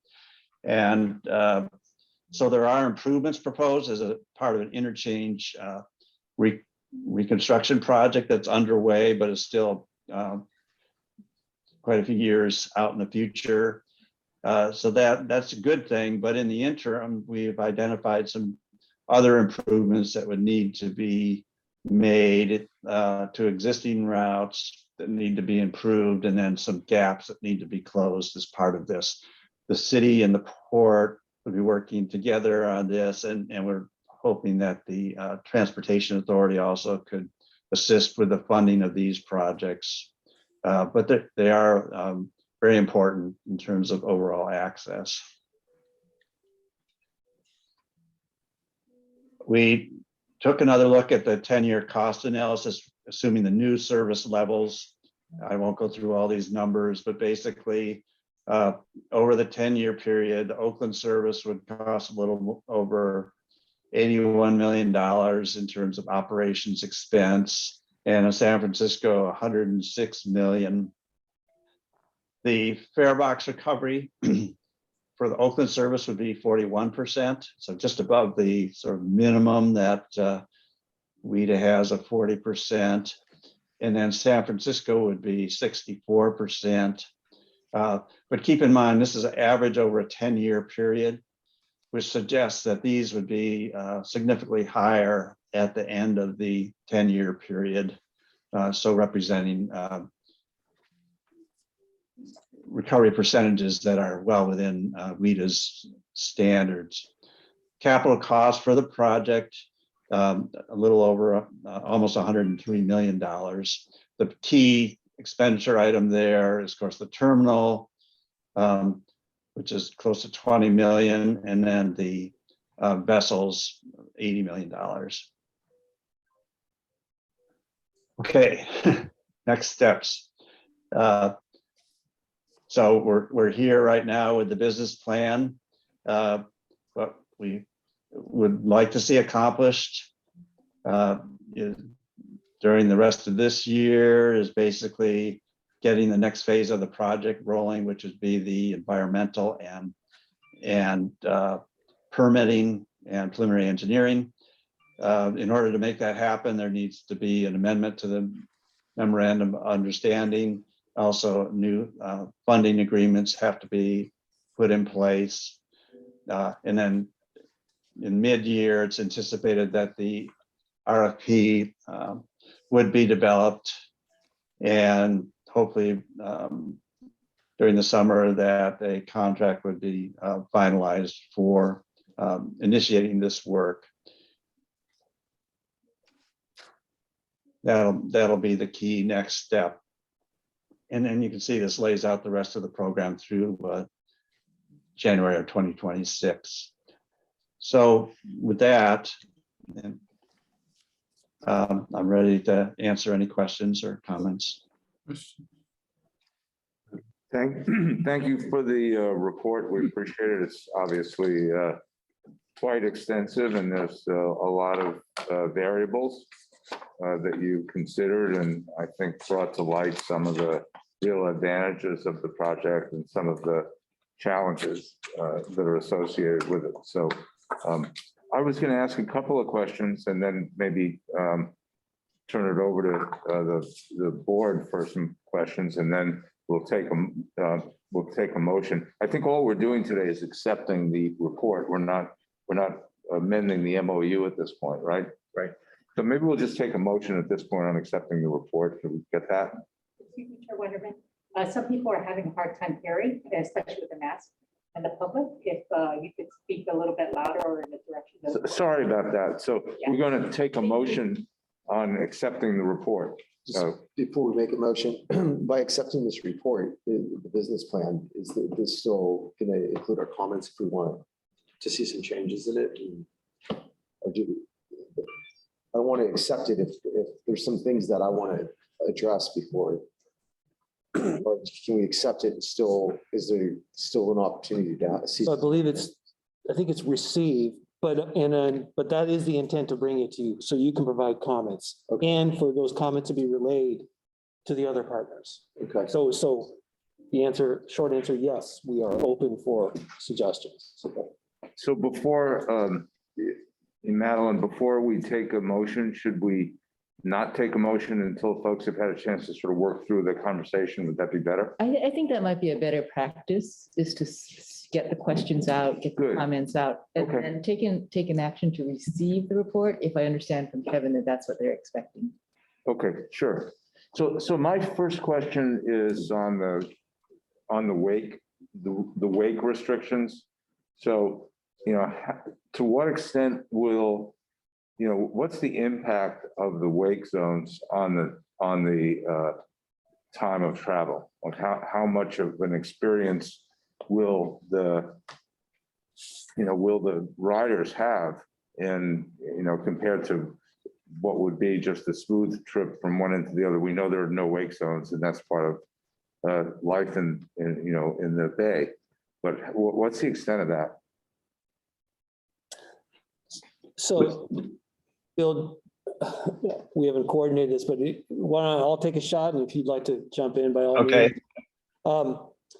One of the reasons for the location of the current location that we're looking at is just the farthest eastward site that a ferry could go. The reference to the experience that occurred earlier with some pilot services with the private operators were going to the far western portion of the waterway. So they had no choice but to disrupt the entire waterway. So that's one benefit. The travel times that we've used for our service plan and what the ridership is based on is inclusive of wake slowdown. So what we try to do is minimize it to the greatest extent we can without ignoring it. But what is can you estimate what is the experience the riders will have going at 5 miles an hour?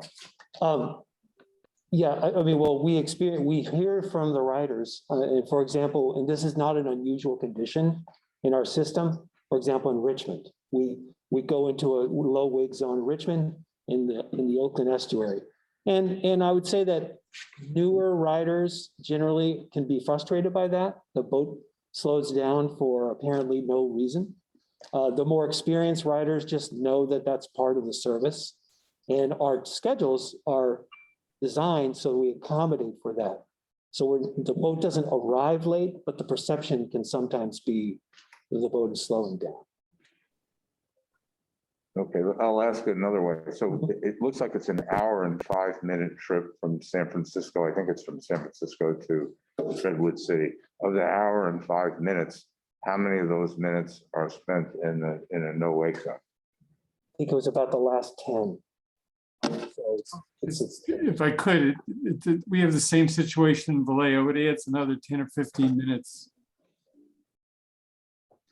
Okay, so that, thank you. And that's one question. Another question I had is, what is the situation with the site in terms of the commercial, the direct commercial operation that's on the site? It's a fairly large number of employees that are pretty close by. What's this, given all that we know, what's the status of that? Like how many people will be working where they could effectively just get off the ferry and walk or bike or scooter to work? Well, I believe Christine Zorman is with us from the port, and she would be the perfect person to answer that. If you're Hi, there. thank you. Just to make sure I understand the question, are you speaking directly about the Pacific Shores office development that is adjacent to us that Google has about 8 buildings of?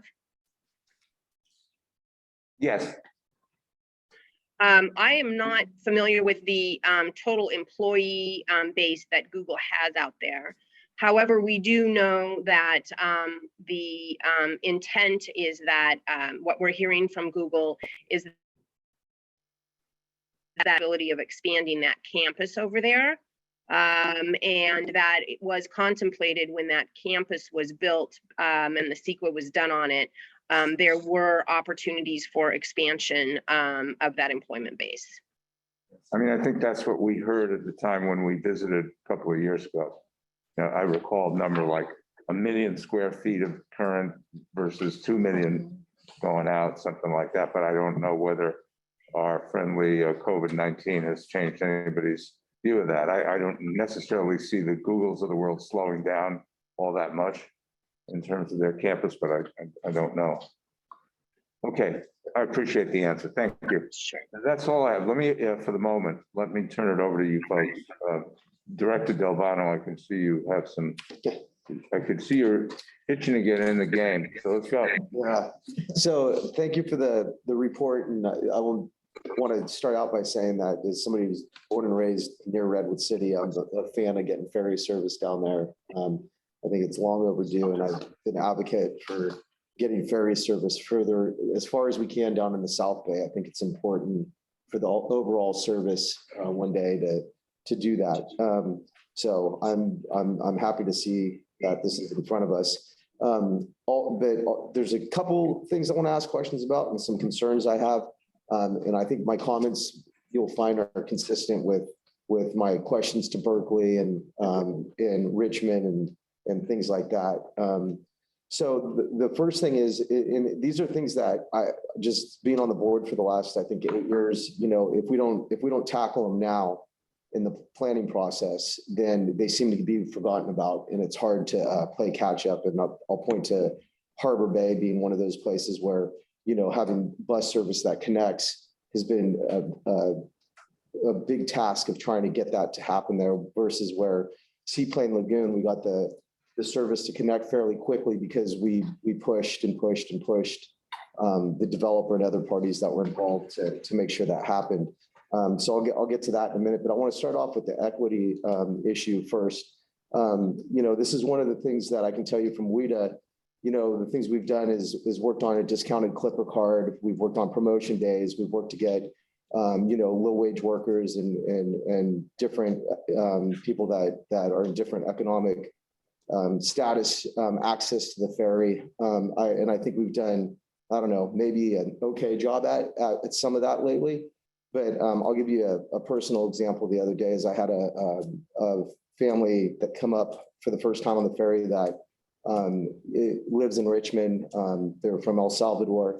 They've been here about 8 years. The wife cleans houses and apartments in the city, and she's never been on the ferry system.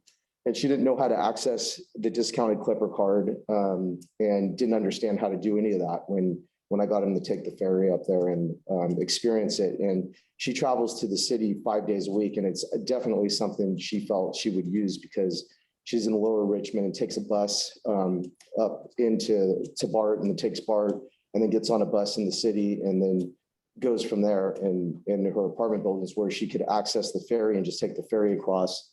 And it was much easier for her to do that. And so that's one of the things that I struggle with when I look at these plans is, going to a farmer's market and things like that.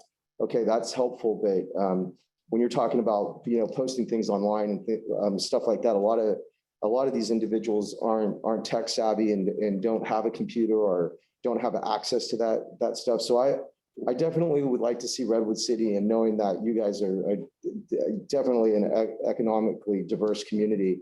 And, there's portions of your city that has, lower wage workers or, restaurant workers and people that are in those industries. I would definitely like to see more time spent on hearing about how you're going to access and how you're going to provide access to the ferry system down there for these types of individuals. I definitely heard that, people coming from the East Bay will be able to access, better paying jobs and stuff like that. But I think how do we get that word out there? How do we communicate that? And what do you do as a group and partners to actually, implement some of that stuff? So that was like one of my comments. I don't know if you really want to say anything back, but that's my feedback on that one. Sounds like, yeah. Okay, and then I'll go on.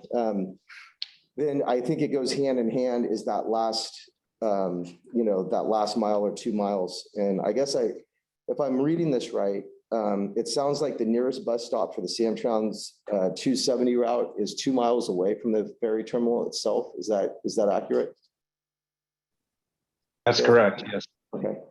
And I'll go back to what I originally said. I would really like to see all our partners and all the team together approach Samtrans and see what it would take to get a bus stop closer to that ferry terminal. Because again, we've experienced this at Harbor Bay where we didn't have a timed route, and it's almost, it was virtually impossible to get, our bus service to line up there. But yet at Seaplane Lagoon or Richmond, before the terminal went in service and we started to work hard, we were able to work with the transit agencies to actually get service, lined up. So I definitely think that's an important factor in getting the service so it works.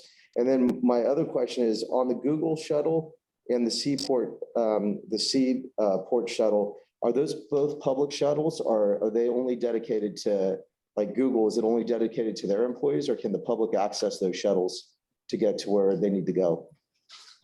Yeah, they are both public shuttles, but there is an issue with the Google shuttle right now, is that it's not advertised very well. You can't find it on the shuttle website, for example. So, but there actually is a process. The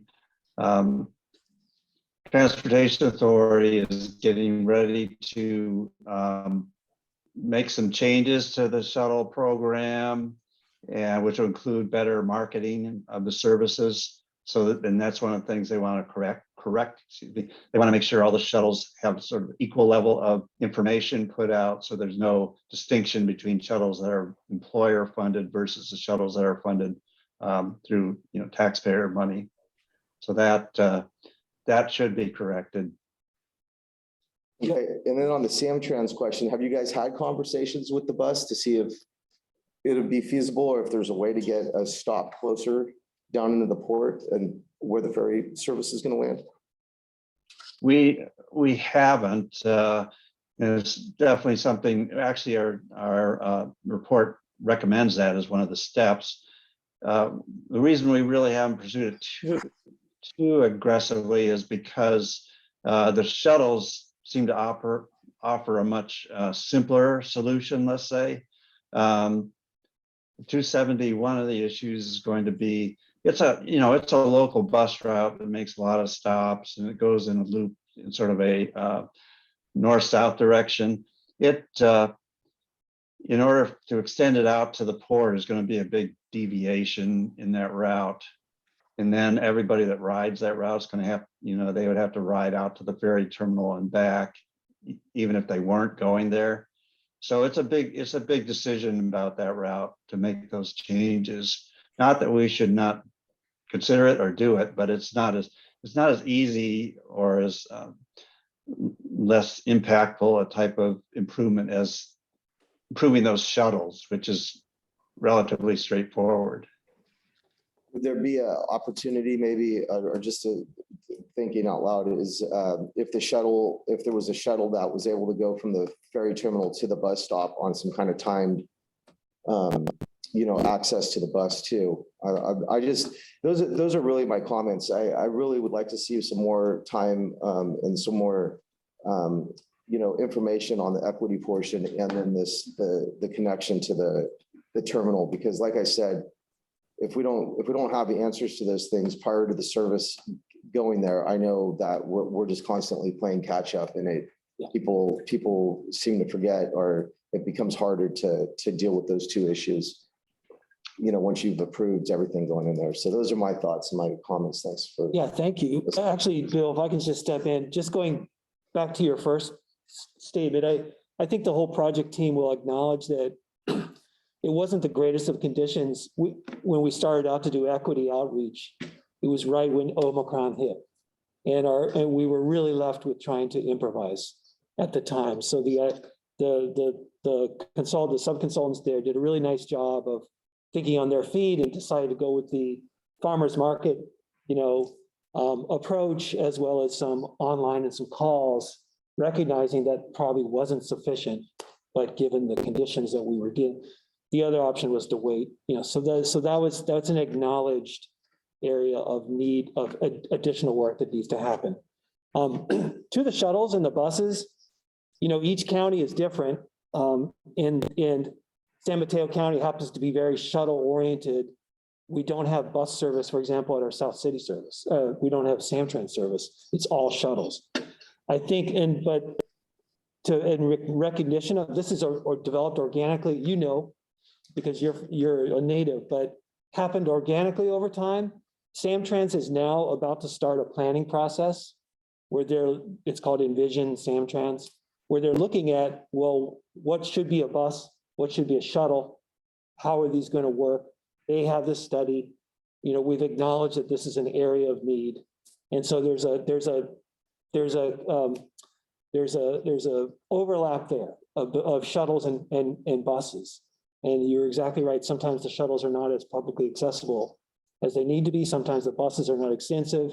So that work is ongoing. It's a local issue that we're happy to play a part of. But it's certainly a comment that we're going to incorporate. It's an area of need and work for the next steps.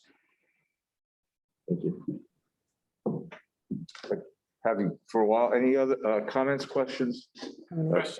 Director Intently. Yes, I'd like to have a little bit more information about what your ridership estimates are based on. Is it pre-pandemic, when you indicated they were comparable to the experience in the rest of the Bay or other services?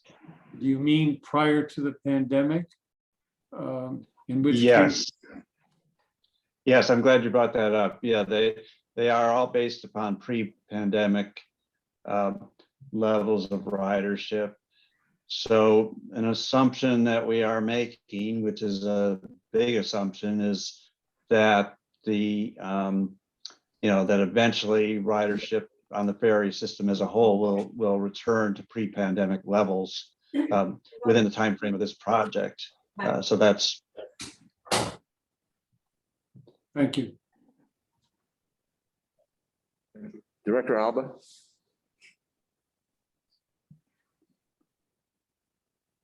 Yeah, great comments by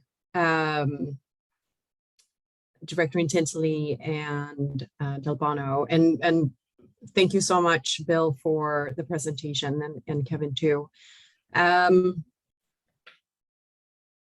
I appreciate the steps and the components of this business plan, how it really digs into the governance and the funding roles, opportunities, as well as the equity piece, and the first and last mile access. You did mention the bike infrastructure as an important component in addition to the transit access. As I've been saying for a long time now, we need really separated or protected bike facilities in order to shift from a few percentage points to, or a few percent of bike riding to something more significant in the range of 10 or 20%. This is both for our health and for our local, both noise and air pollution and everything in between green transportation and active and well-being, mental well-being. So whatever we can do to utilize the additional funds from Assemblymember Mullen and other sources to really improve the biking conditions in this area. And then knowing that so many ferry riders depend on bringing the bike, or maybe in the future storing their bike at the ferry terminal and then getting on the ferry if space is needed.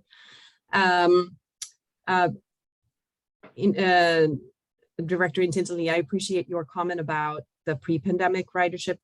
I think it makes sense to me to continue utilizing pre-pandemic conditions because that's what we're basing all of our, projections. That's a hope, right? That we're going to get back to that. And it's going to shift here over the coming years, and we're going to need to make changes to our projections probably. And maybe a new baseline will appear, but at this time, I think it makes sense to use these comparable numbers for planning purposes. And we've seen, this wouldn't be implemented for another 3 or 4 years, or the launch wouldn't be for another 4 years. And to Director Del Bono's points about Samtrans, Kevin, I agree with you that shuttles are prominent on the bay or on the peninsula. We just need to make sure that they're reliable and frequent, and that they're coordinated with Samtrans and WETA and SF Bay Ferry. Samtrans adopted a peninsula shuttle study just in November 2021 that focuses exactly on this. It will take steps, Samtrans will take steps to improve communications to shuttle riders, such as including routes in various printed materials and of course online, working with shuttle partners to make real-time information available for use by third parties, so apps, and also for, of course, customers, and improving back-end data collection procedures. And then, as Kevin mentioned, Reimagine Samtrans is still, it's now in the implementation phase. So all of these efforts will be happening here at the same time as we're going into the next phase. But I hear that there's a need to make sure that we're coordinating with Samtrans as well. So great comments. Appreciate all the hard work and looking forward to seeing the next steps of this project. Thank you, Director Alba. Director Moore. Yeah, first and foremost, thank you for the presentation and some tremendously hard work that's gone into this. I appreciate all the comments that my fellow directors have said as well. And I'm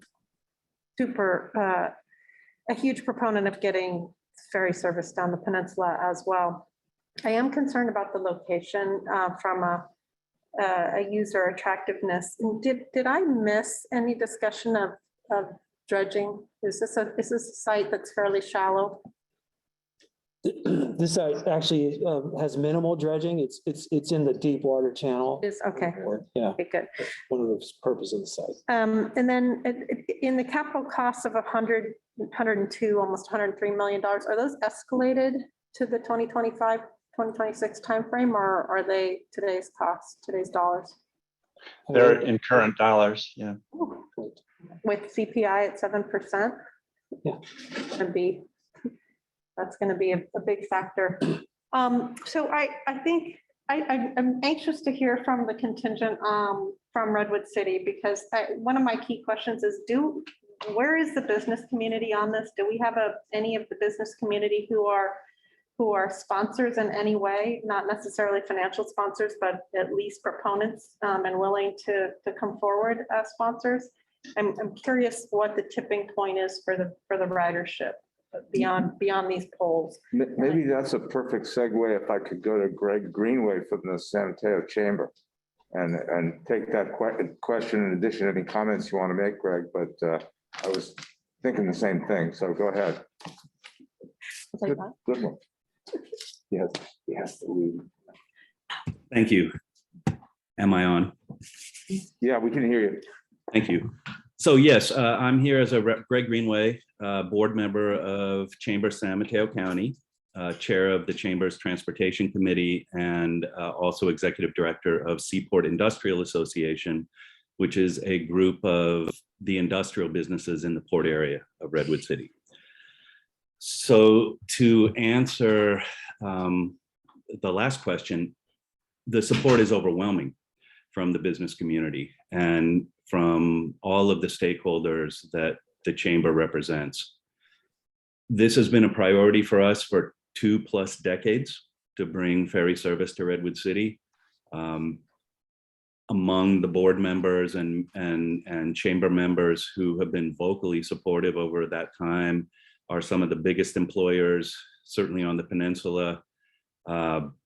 Google across the street, essentially from the port and the side of the ferry terminal, Kaiser Medical, Stanford Medical, Facebook, certainly Seaport Industrial Association, the industrial companies, most of whose employees live in the East Bay and work at the port, among others. There's not a person that I've ever talked to over that time in Redwood City who, over the last 20 years, who wouldn't like to see a ferry come to Redwood City and to and from the East Bay and to and from San Francisco.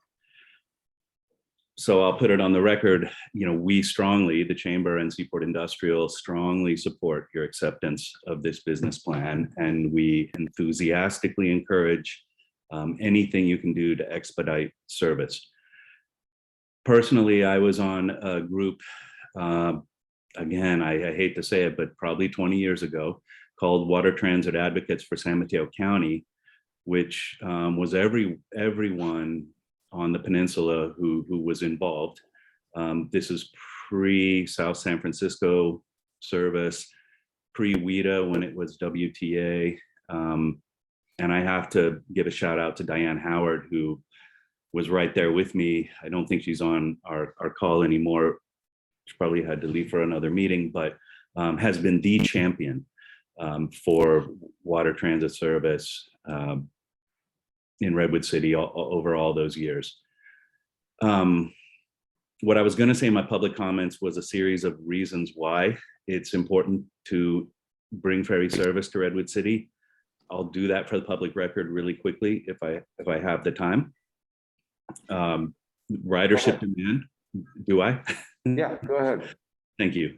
So ridership demand, what the feasibility study demonstrated, as well as the business plan emphasizes, it clearly justifies, because it's the last mile, 2-ish miles to the Caltrain station, across the street from Google, 2 miles to all those other employers I mentioned. The sheer numbers of people who at this point certainly would ride the ferry east, west, and north, south. Number two, so number one, ridership demand. Number two, emergency preparedness. The Port of Redwood City is the FEMA designated staging area for the South Bay, for Silicon Valley, for the peninsula. If we can't get across the bridge, it's the way, water transit, to get emergency first responders and goods and whatever else we need across to the peninsula, other than through roadways north and south. We have local funding going back to Measure A in 1988, re-emphasized in 2004, and since then, the San Mateo County TA Transportation Authority has reiterated that support. Support at the regional planning level, right? The WETA's strategic plan 2016, MTC, ABAG, Metro with Plan Bay Area. Local planning. This has been planned in the Redwood City General Plan since 2010 and reiterated again in the 2018 Transportation Plan for the city. And again, overwhelming support from any of the stakeholders that I've ever encountered in my role with the chamber. If I could take just a moment, I want to thank a few people by name just for getting here, because I feel this is a milestone. If you accept the business plan, that's really getting us somewhere. I want to thank Diane, of course, for her leadership, Loriana Kastrup, Port Commissioner, who's on this call, who has been there from the beginning. Previous port staff, Mike Giari, moved this along over a long period of time, and Christine Zortman took the torch and has been sprinting toward the finish line for the last 3+ years. We couldn't be better positioned to implement this now. I want to thank Seamus, because he's been very engaged with the chamber and stakeholders in the relatively brief time that he's been executive director of the agency. But he's reached out and informed us as recently as last month at our chamber meeting. And of course, our federal reps, Jackie Spear, Kevin Mullen has recently supported this project at the state level. Joe Hurley has been there forever with the TA. And of course, regional advocates and partners like Jim Wonderman at Bay Area Council and Roseanne Faust at SAMCETA.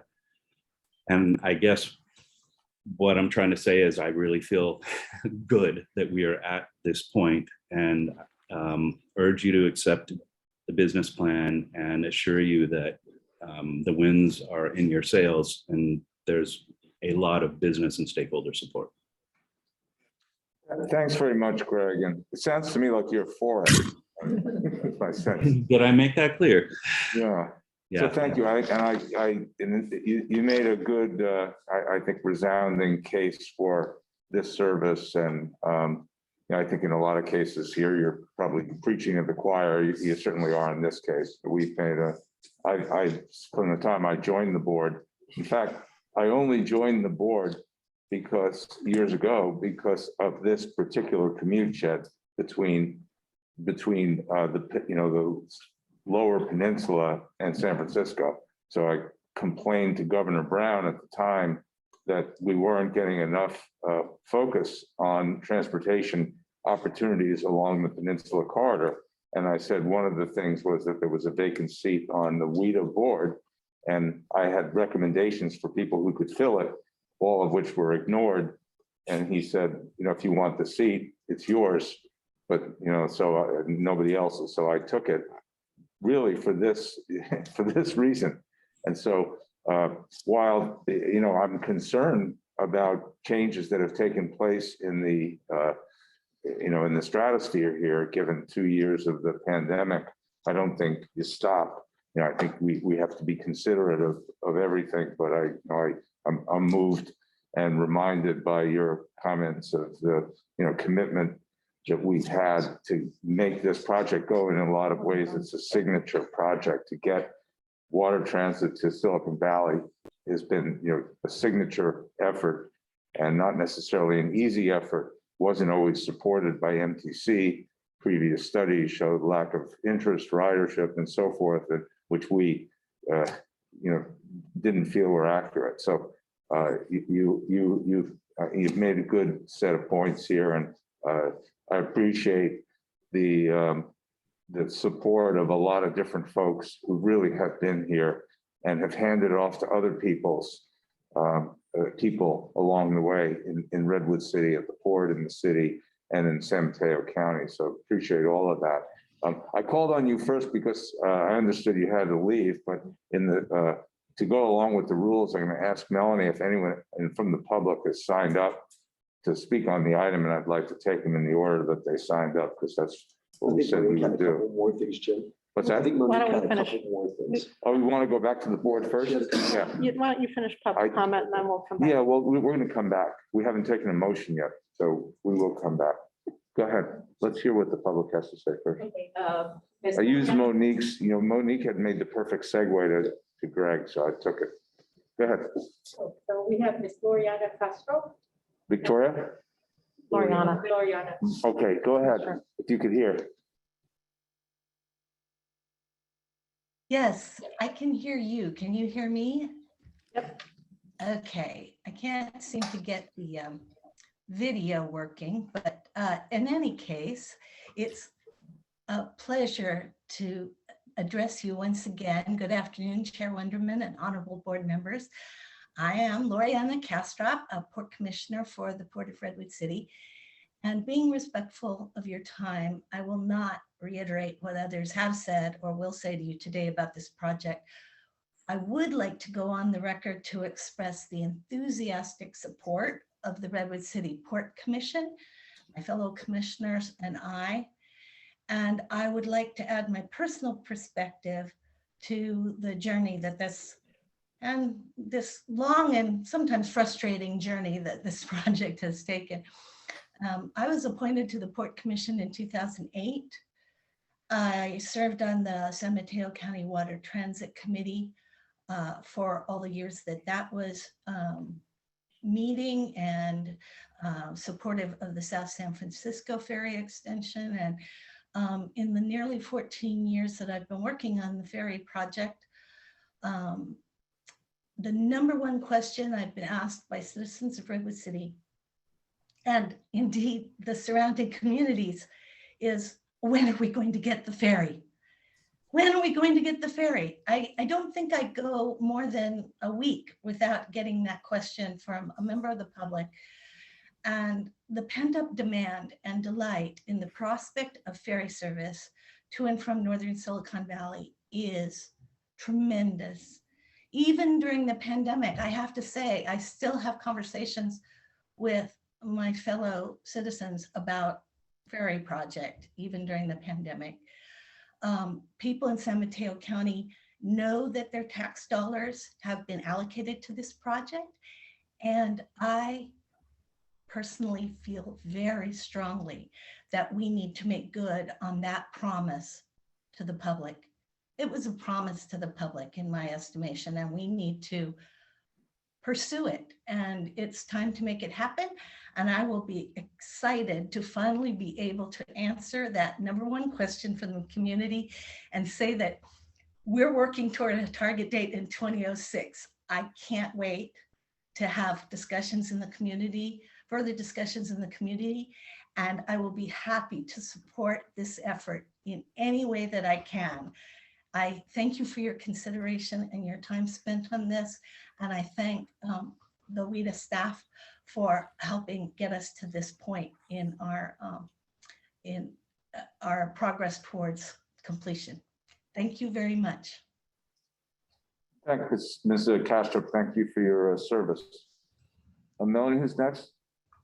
No one else has signed up to speak, but just the ones that are raising their hands. Okay, I see a couple of hands. Let me start with Christine Zortman, our Executive Director.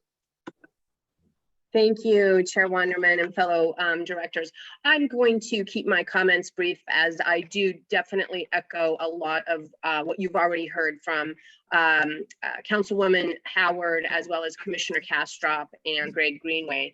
I do want to also express the fact that in addition to being able to transport both cargo and people, we are excited to be able to bring a whole new service to the East Bay, which I think came out of the feasibility and the outreach that we had. And it was one of those kind of pleasant surprises. And I think all of the employer bases were very excited about that opportunity.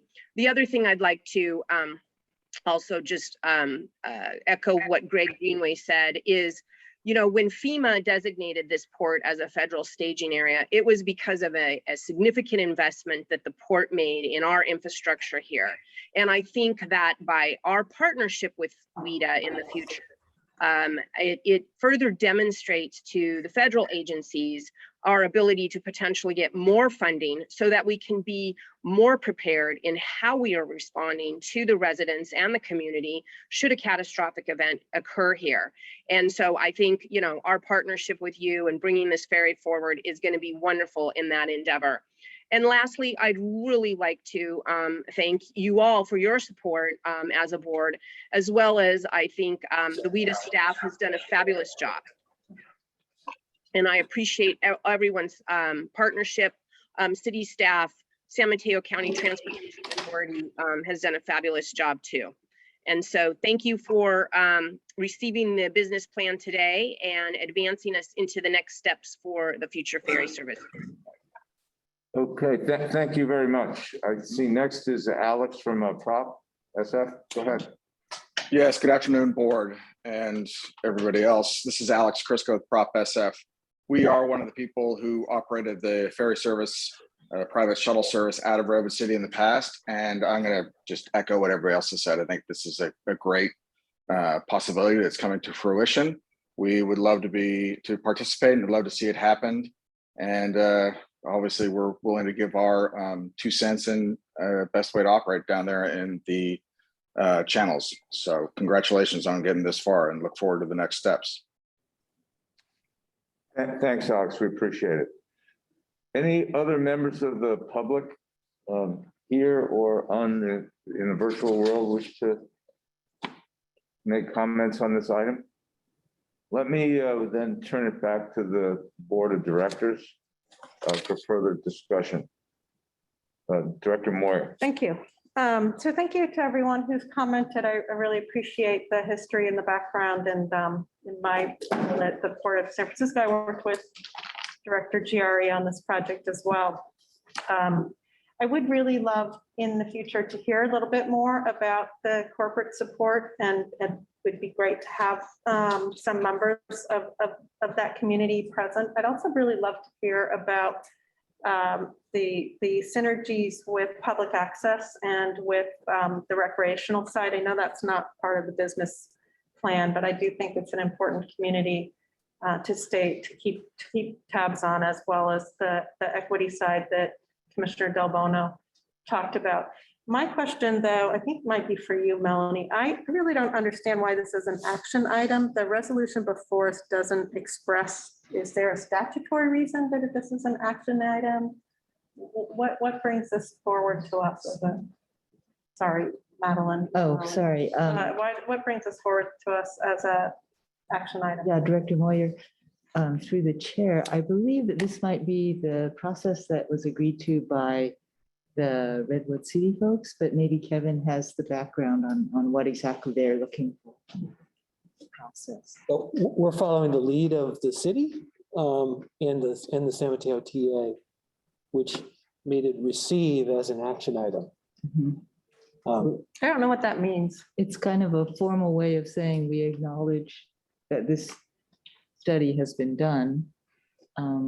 It seems like it's not quite as emphatic as saying I approve it or I accept it, but I think it's one step towards the next phase of the project. I think I'll just say that internal documents, when we do internal planning studies, or we're not working with a partner, we use adopt as the verb, the action verb, as an action, adopt a plan.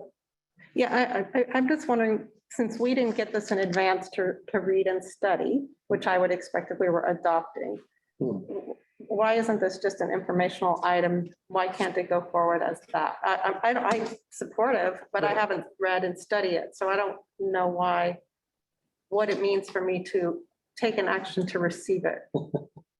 There must be some import to that, and I want to make sure I understand that import.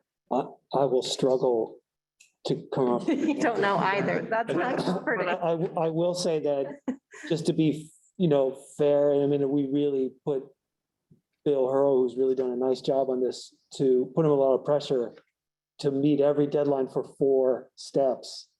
It wasn't, and I'll just say that it's not received because it's last minute, because it's received for the TA, which is not hearing it until March at their direction. So that's not the reason for the, Okay, I'm going to move approval with an amendment that we have received but not read or studied the report. Second. So we have a motion that includes an amendment and a second to that. We want to have further. Yeah, I see the point that's being made. It's a good one.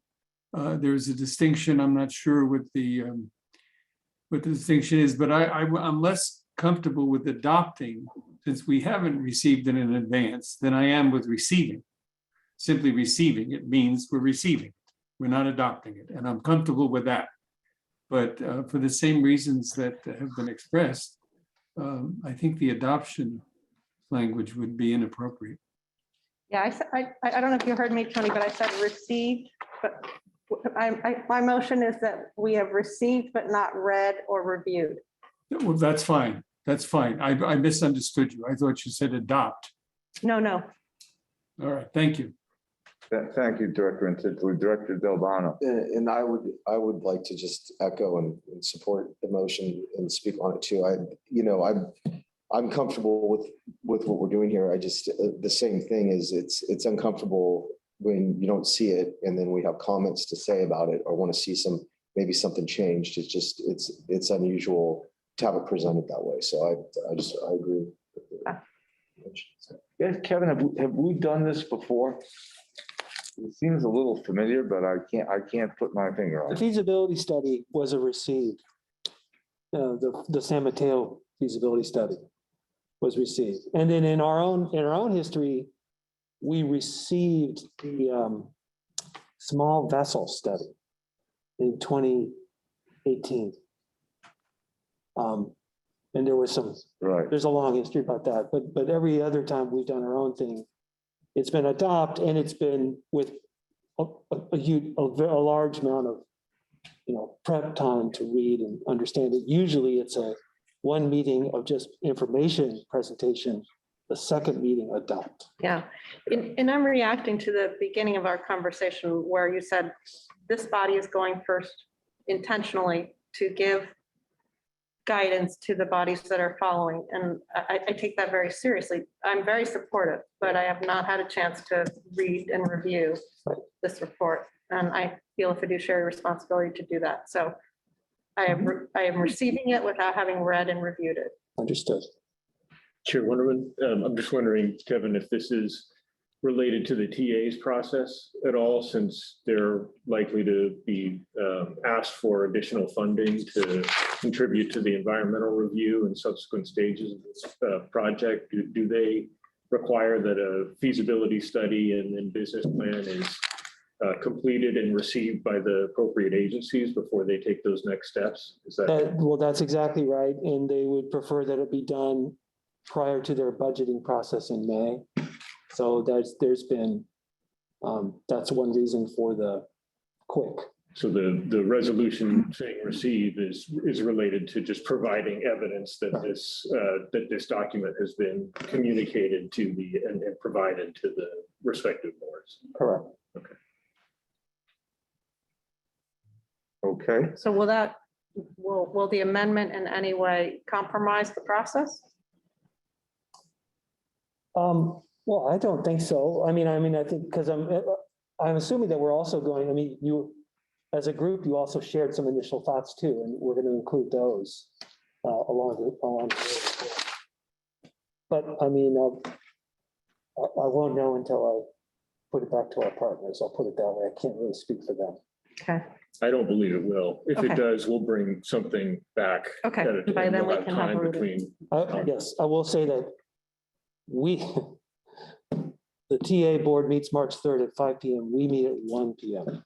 Okay. So I think Ms. Sortman has her hand up, so maybe she can provide some light.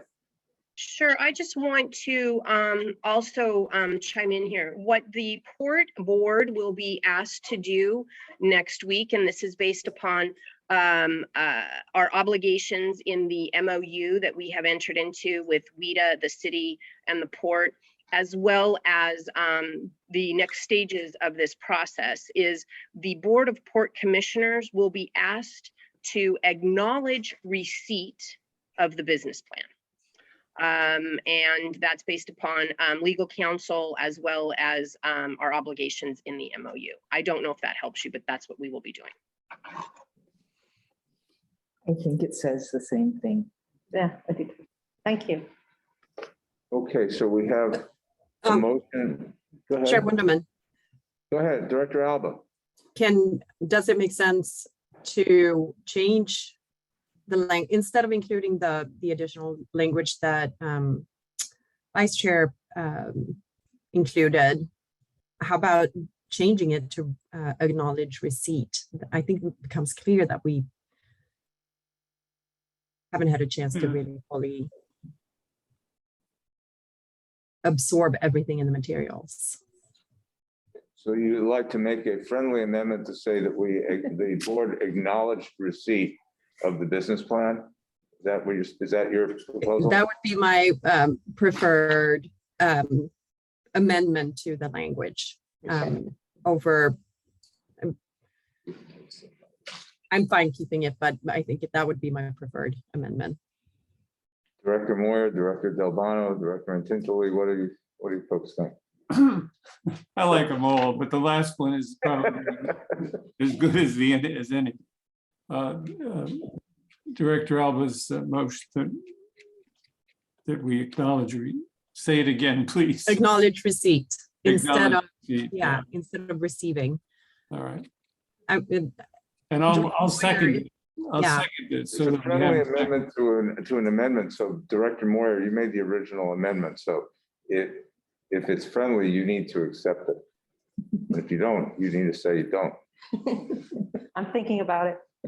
I feel strongly that from a fiduciary perspective, we haven't read it or reviewed it. But So should we continue with that clause in there as well? Yeah. That would be my preference. Okay. So Director Alba and Director Intintoli, would that be acceptable to insert the word acknowledge? Yes, but also absolutely. change the language of without having read or reviewed it? Yes. Okay. I just think that's clear to the public what our action is, and that's what we owe the public. Yes. Okay, so we have a longer amendment, which is okay, because it's more explanatory.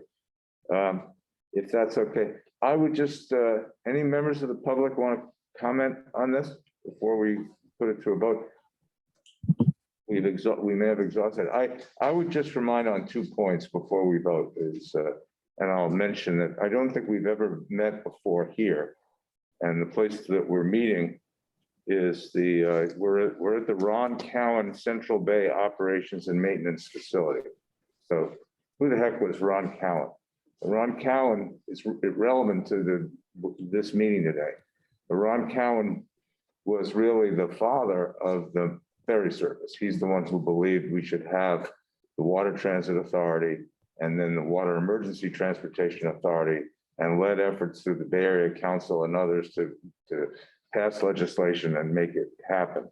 And Ron passed away a few years ago, believed, as a developer, and he's the person who developed Harbor Bay, he believed in ferry service, obviously, and he believed in it to be extremely expansive. And he believed that, so this particular project would have been well within Ron's expectation that we would get this done. He also believed that, and this gets to the question around the business community and the involvement of the business community. So it's one thing to be a supporter, but there's a $100 million project.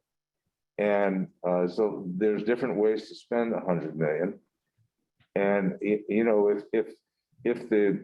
these major employers, some of whom are obviously members of the Bay Area Council, feel strongly about this, maybe there's an opportunity. We're not dealing with this today. We just are acknowledging receipt of a report we haven't completely read. But in the future, this will come back to us in a business, an actual deal where there's expected commitments of funds. And I would like to ask the staff and the other entities to really look at the efficacy, the possibility of having, some form of a district or contributions or explorations of donations or something from, organizations who are benefiting from this expansion, because these are, they're major players. And, there are some, I think there's an opportunity out there. And this was, Ron really believed this, that's the way you expand water transit service, was by creating these kinds of linkages between government and benefiting entities, whether they be commercial, major employers, or commercial real estate interests, or residential real estate interests, and so forth. But I think this agency should be really looking hard especially when the opportunity arises. But as was said, as Director Delbano said about Samtrans, it's really better to get them before than after. Because if you go after, you're done. Everybody looks and says, what?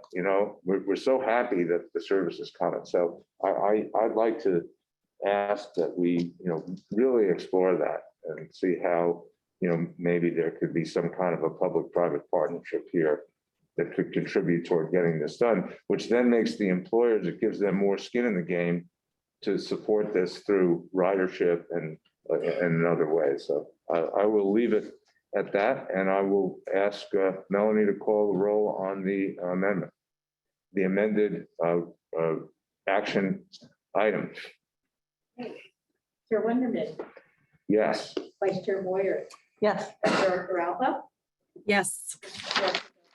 Yes. and Director Enrique. Yes. The item has been acknowledged. Okay, and thank you, Bill, and thank you, WETA team and Redwood City leaders for stepping up here, and this is a big deal. Item number 8, also an action item. Authorize public outreach to extend fiscal year 2022 pandemic recovery program. Good afternoon, Mike Gowerty here with WETA. This action is to approve outreach on a proposal to extend the pandemic recovery program by up to 12 months, which would in fact keep the current service and fares intact into fiscal year 2023. The original program that's currently in place was approved early last year following a public outreach process and was implemented in July 2021. The launch of the program was intended to coincide with what at that time was the anticipated beginning of return to work plans by various private and public employers. In broad strokes, the program has expanded service and lowered fares on a temporary basis for the duration of the current fiscal year. And of note, includes a stipulation that if the WETA board is not to take action prior to the end of the program, the WETA would then revert back to its original fares that were in place before the program was adopted. The program was designed, if you'll recall, on 13 core principles that were brought to the board a year ago, to the date actually. And in summary, it achieved to do 4 things. Accelerate the recovery of WETA's ridership, broaden the appeal of our services, not only as a business strategy, but also a strategy to promote equity. Third, align fares in the corridors we operate with similar bus and rail services. And fourth, do our part in supporting the region's economic recovery. Now, 6 months into the program, July to December, we've seen some promising results, yet kind of an incomplete picture in general. From a big picture perspective, after 6 months, as Aaron showed, we're actually slightly above budget projections overall in terms of ridership and fare revenue. And second, in terms of our performance relative to our peer regional transit operators, we're actually recovering relatively faster than some of our peers, such as Caltrain or BART. So both those trends are in general encouraging, but drilling into the numbers a bit more gives us a little more of a nuanced picture. On the positive side, our ridership growth during off-peak periods, in particular weekends, has exceeded expectation. And this is promising because I think it shows that the concept of offering more service and lower fares has achieved many of the core principles that we set out for the program to accomplish and discussed last year prior to the adoption of the program. So that's a good story. The story that's not quite as much of a positive picture, and I would say it's a more incomplete picture, is our commute ridership.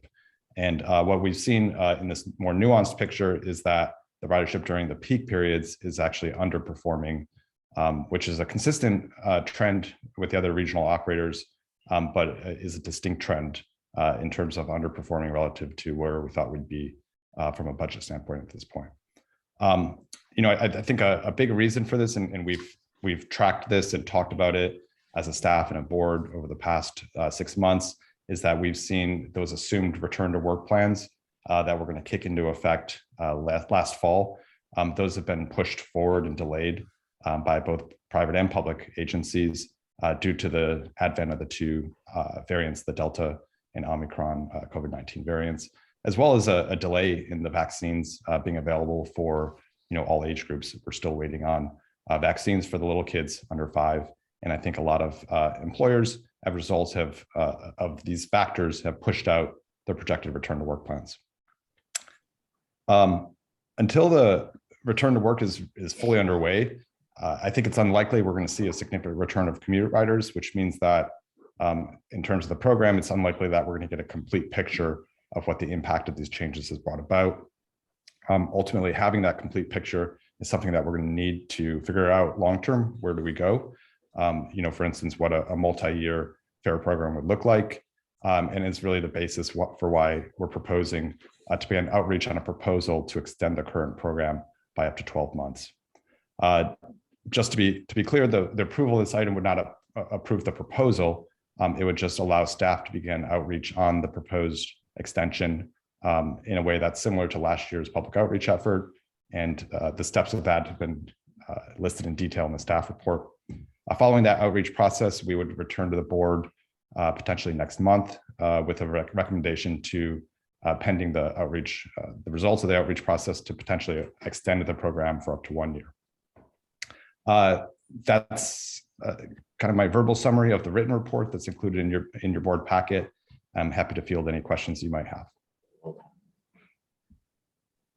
Thank you very much, Mike. Appreciate the report. So let me open it up to the board for comments, questions, thoughts.